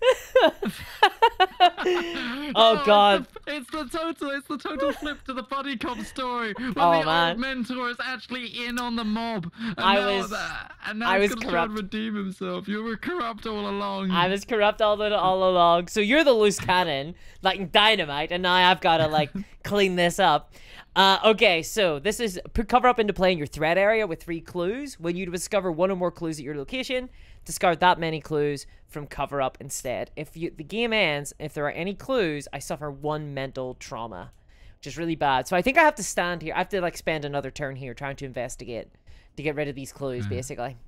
Yeah. Okay. That sucks. Okay. I'm just like singed from dropping dynamite at my feet. I should have resigned last turn. I'm stuck. I think I'm stuck here for another turn. Well, okay. I don't think we wouldn't have killed him.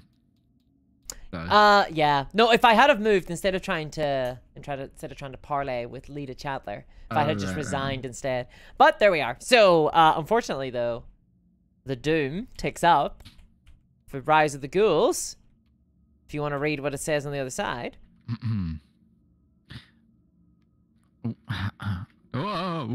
I hit spacebar. That was trippy. A feral beast, roughly humanoid with canine cast and hooves for feet, tears through the ground in front of you. Below the floor, you can see vast tunnels beneath your house. Fiendish howling echoes from deep within the underground caves. Shuffle the encounter discard pile into the encounter deck. Discard the cards from the top of the encounter deck until a ghoul enemy is discarded, leaving the lead investigator draws that enemy. Oh my god, it's not over yet. Another one. Oh my god, it's not over yet. Here's another ghoul. They just keep coming. At least. They just keep coming. Okay. And now we draw our encounter cards. Okay, so. Oh, what did I get? Crypt Chill. Revelation. Take a test 4. If you fail, discard 1 asset you control. If you cannot, take 2 damage instead. You only have 1 asset. Yeah, I know, but you'd have to lose Becky. I'm gonna have to lose Becky, yeah. But it's a mind 4 test. I have mind 3, so this is already at -1. I can spend a resource to succeed this. With lucky if I fail. Right. Hopefully, if it's only a -1. Wait. Hold on. Decoy What? just said in the chat, we should have advanced the moment we killed the ghoul priest. That was our objective, was to kill the ghoul priest. Oh yeah. So right. So what does that mean? So it means that the moment that you killed the ghoul priest that time at the end of your turn, we should have advanced. Yeah. So the last so I didn't draw cover up. I didn't draw cover up, and we didn't do our upkeep, and you didn't draw the ghoul minion or anything. We advanced first to see, because I suspect we just won the encounter before we go any further. Right. Okay. So. Oh, thank you, Decoy. Thank you. I really did not want to draw the cover up. So if you want to read that instead, so we shouldn't have actually gone through the agenda, because it says here, if you see objective, if the ghoul priest is defeated, advance. Okay. When the robed creature falls, the fiendish swarm burrows back into the ground, of the chaos of the house quiets, but the stranger in your parlor does not seem relieved. You broke my seal that was set to trap the ghouls within. She raises her torch. Now we must make more direct measures and burn this hell pit to the ground. The investigator must decide. Choose one. It was never much of a home. Burn it down. R1. Or this hell pit is my home. No way we're burning it down. R2. Tommy Mount Doom would burn it down. He's a loose cannon. We're burning it down? We're burning down the home. R1, whatever that means. That means resolution 1. We're going to... So we won. So we we won we won the scenario. Just FYI. So I did not. I want to note. I did not draw cover up. Okay, I did not draw cover up. We killed the ghoul priest before I drew cover up. So the fact that you're in on it is. It's not revealed yet. It's not canonical. It's not canonical. It's yet to be determined. That would if we had If we had have yeah, because Decoy says sorry to backseat, but it was going a bit off the rails. I think we were in real trouble there. If that hadn't, I was going to gain a mental trauma. You were going to die. All right. So I wouldn't have died actually. I would have lived one more turn. You would have been fine. I think you would have been fine. I think I would have been absolutely boned. Okay. So resolution 1, right? That's what it was. Okay. So do you want to read the flavor text there, the one in italics? Oh, yeah. You nod and allow the red-haired woman to set the walls and floors of your house ablaze. The fire spreads quickly, and you run out of the front door to avoid being caught in the inferno. From the sidewalk, you watch as everything you own is consumed by the flames. Come with me, the woman says. You must be told of the threat that lurks below. Alone, we are surely doomed, but together, we can stop it. Ooh, so in your campaign log, record that your house is burned to the ground. Oh, right. So I gotta over here, your house has burned to the ground. So we'll just keep a note of that. Very nice. That might be referenced.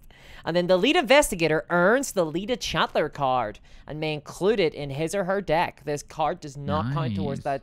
So you basically can take lead chatler into your deck if you want. Me if you want to live. Yeah, so she comes into your deck, and she's permanently there now, so you've got her. The lead investigator suffers 1 mental trauma from watching his or her home burn and become a smoldering ruin. So what this does... 5 out of 6. Yeah, this basically permanently reduces your mental health by 1. So from now on, you're 8-5 now, permanently. Can I edit that on my sheet or So not? what... Up here, I'm going to say Midge. I'm going to say Tommy. And you've got 1 mental trauma up here. Do discourse. And we'll do, I'm Banks, aren't I? And I ain't got no trauma because I never picked up cover-up, so what ifs. All right. And then each investigator earns experience equal to the victory X value of each card in the victory display. Remember to add eligible locations as well. Each investigator earns 2 bonus experiences. He or she gains insight into the hidden world of the mythos. So we got +2 for killing the ghoul priest, which was pretty fucking impressive. And then we got +1 for the attic as well. So and then what about the did we get one from the study? No, the study did not have any victory. So that was 3 overall, and then +2 for the just for the completing the scenario. So we get 5. Nice. We get 5. Nice. So we've both got 5 unspent XP each. Nice. All right, and that is the end of this mission. And there is a second one called the Midnight Masks. But we can spend XP between missions, basically, is how it works. Cool. And up here in this is where the upgrade cards are. Ooh. And there are some pretty sweet upgrade cards. Yeah. Oh my gosh. Okay. So you can, like, basically upgrade cards that you already have, or you can put new ones in and get rid of other, the other ones you currently have in. To read these cards, basically, to know how much XP they are, if you look at the resource for them, which is like 5 for Cyclopean Hammer, underneath it there's 5 little pips. The pips are how much XP it costs to, like, purchase that card and put it in your deck. And it will replace, like, a card, right? Unless you're, like, upgrading an existing one. Okay. Because you can only have, like, 30 cards in your deck, basically. Okay, still. but so the fact that I've got Lita, what's her face, do I need to discard something? No, because it specifically says this is like a story card. You don't need to do that. Okay, fair. Yeah. Yes, the Nick says good catch, Decoy. Yes, thank you very much, Decoy. I think you very much saved us. I think you saved us there. you saved us. Yeah, I was desperately trying to resign. I was desperately trying to get out of here. Trying to run, and I'm like, no. I was so ready to leave you. I was so ready to abandon you to your fate. You really were. It's like, what my character would do. Yeah, no way this is going in the zombie apocalypse. I'm gonna hope I don't get kneecapped first. Oh, dear. Having self-centered as well would have been so perfect. The weakness. Right, so how do I upgrade a card? Like, what do you do when you upgrade a card? So say you have, say you've got Vicious Blow and you're looking to upgrade Vicious Blow. Basically, it would just cost you the same amount. It would cost you 2 XP, and you would just replace your, like, one of your older, like, one of your less, like, your, I guess, what would you call it? Like, the default version of the card with your upgraded version. Let's find if there's one that has multiple upgrades, because some of them are like, you can upgrade them like a couple of times. All right, so, for example, say you wanted to buy Telescopic Sight for a gun. This is 3 XP. Oh, wait, no, they're both 3 XP. Okay, so say you wanted to buy I've Had Worse. Okay, this card. It's 2 XP. So you buy that, costs you 2 XP, you play another scenario, you get more XP, you're like, you know what, I'm actually going to buy the upgraded version. Yep. The upgraded version of that is 4 XP. It would only cost you the difference between the two for that second one. So it costs you like 2. Okay. It costs you 2 I mean, XP. I think that's a card that I should probably have, reading what it does. Yeah? Yeah. How do I open my existing deck to throw things out? That would be that would be a difficult task, is the answer. Like, you would have to do it like manually. Okay. I think. Okay, cool. Is the Okay. This card, by the way, Fortuitous Discovery, has Myriad. It means there's 3 copies of it instead of 2. 2's usually the only, is like the amount of cards you can have, you know, of any one card. But Fortuitous Discovery is 3. Oh, look, I do have heals. Look at that. If only they were here earlier. I mean, like, if you want, you could even, like, off-stream build a deck at this stage, I think, with your sort of newfound knowledge of how Tommy Muldoon works. This freaking deck was, like, working. Yeah, I mean, it killed the Ghoul Priest. I will say that much. It killed the goddamn Ghoul Priest. Twice. Oh, is it meant to be? I wonder. I don't know. I don't think it is. I don't feel like. Is Rookie Mistake meant to be in there? And then I've got obviously the ones in my hand and Becky as well. Yeah.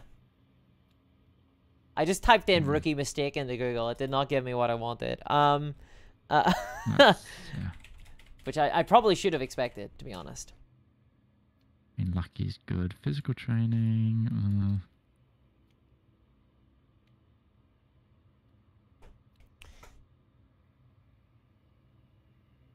Oh my god, that's amazing. Cunning Distraction. It automatically evade all enemies at your location.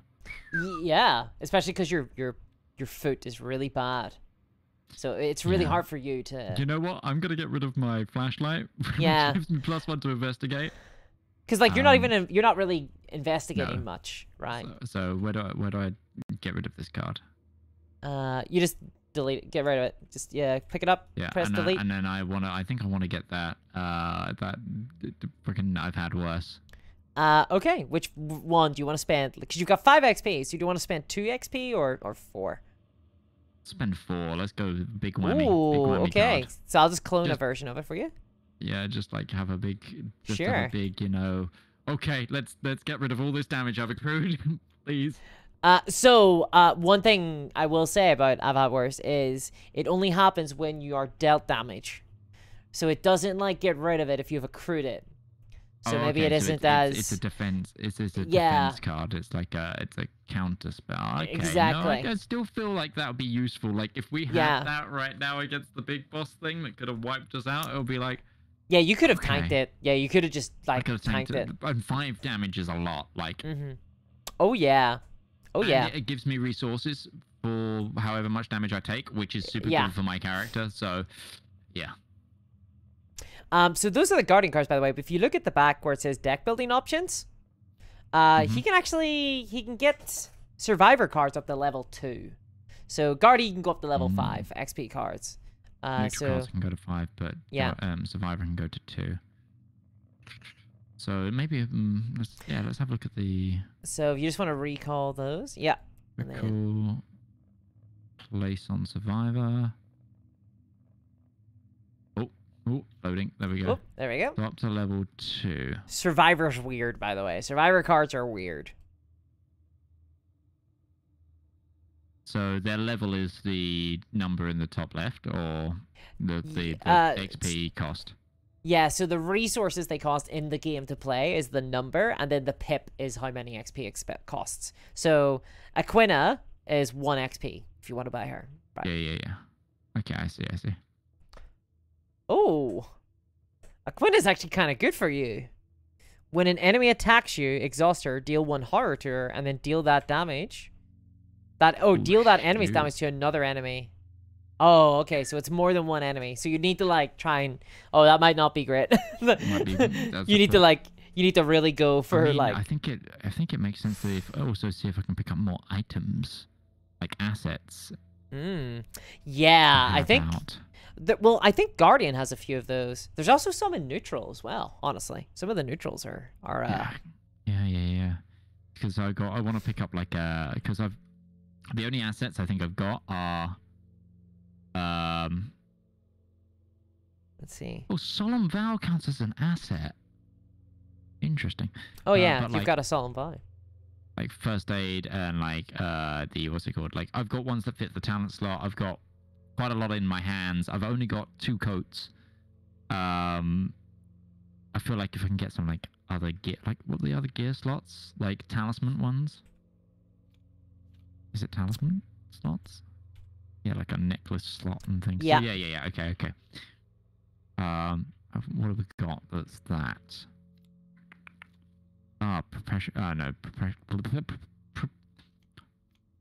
Words. Precious memento? No. I need something that only costs 1. Let's see. So you've got 1 XP to spend. Yeah.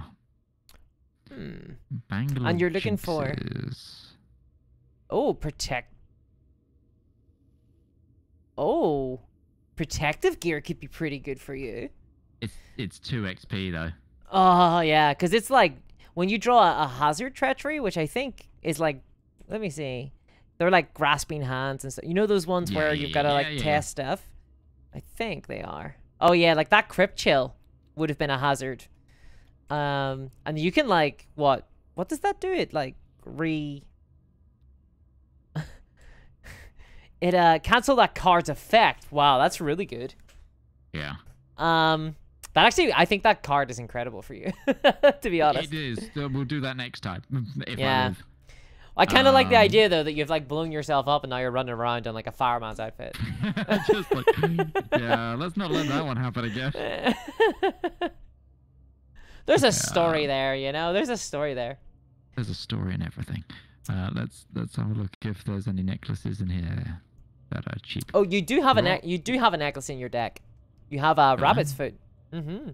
Oh, I have a lucky rabbit foot? Where the hell is that? Yeah. Oh, yeah. After you feel a test, exhausted, draw a card. That's pretty cool. Pretty cool. Just feel like upgrading my possibilities there is. Yeah, so what happens if you don't spend XP? It just sits there. You can like spend it later. Like so you don't have to. You can just hold on to 1 XP if you want. Yeah. My final question though on that is, what happens to like my health and stuff? Is that staying damaged or does it reset? You go back to your normal health. The only thing that stays is the trauma. So unfortunately, next game you will start like with 1 less maximum harder. So you got the old Roland Banks mental health, which is 5. It's not great. It's pretty scary. Now I've seen some things. I'm on to Banks' level. That's what's happened here. Now you understand, kid. Now you know what we're up against. Exactly that. It's exactly that. Actually, I should probably be thinking about what I want to do, because I kind of want to... I want to get, like, clues and stuff. Yeah. There's on the trail. Choose an enemy at any location other than yours. Either move twice towards that enemy or discover 1 clue at any empty location between you and the chosen enemy. Could go. That'd be pretty good. I'm not too sure. Ooh. So many. It's like because TTS, this is like all of the cards. Right, like this isn't like so. Whenever you buy the core set, you're not gonna have all of these cards. You're gonna have like a fifth of these cards. So it can be a little bit overwhelming, I think, with Tabletop Simulator, just because there's so many options. But which is good and get rid of that. Okay, I'm spending my last XP. I found something that I want. Oh, what is it? I want the Ace of Swords under assets. Oh, very nice. There you go. There's a copy of Ace of Swords. And I'm getting rid of my other flashlight. Yeah, screw it. Like, because leave the clue gathering up to me. There you go. I've dropped it in there for you. I've dropped a flashlight over here if you can delete it. I can delete now I've got to restack this deck. Yeah, I think if you just do this and then... Oh. Yeah, that did it. Wow. There we go.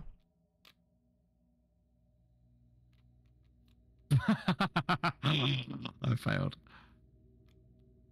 Well, I'll just let you... Wait, why have you got 35 cards?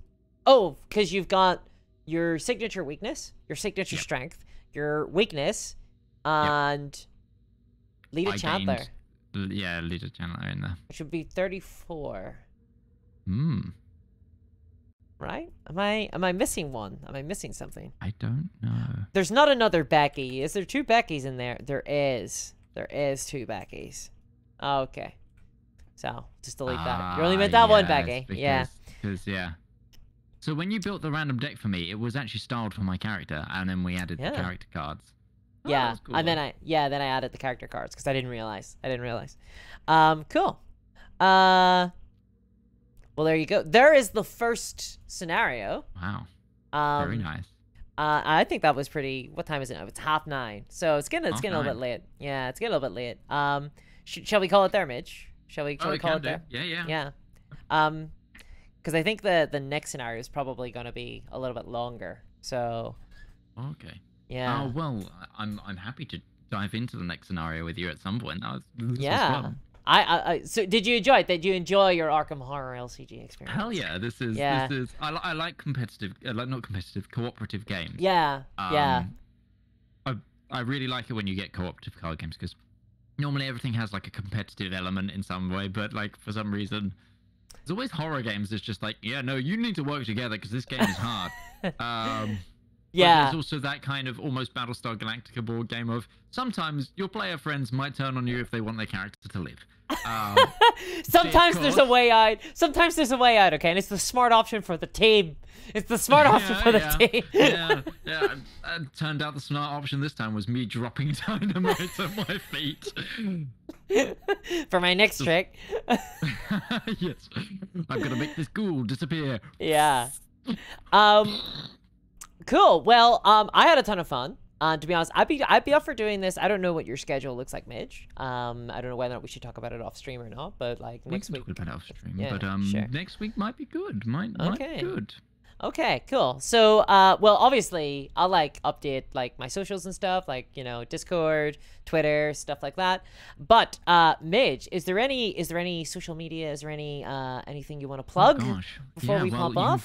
You can find me anywhere as Midgeman. Literally, if you search it anywhere, you'll find it. Twitch, YouTube,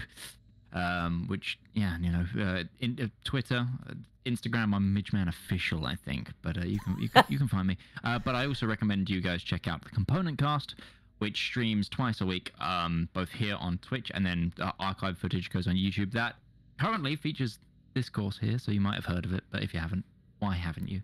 The TTRPG show. Monday night is my D&D game, which I GM, and then our good friend Roach GMs a Zweihander game for me in Discourse, which is super fun. So go check those out. Yeah, it is. It's a ton of fun. That's every Tuesday.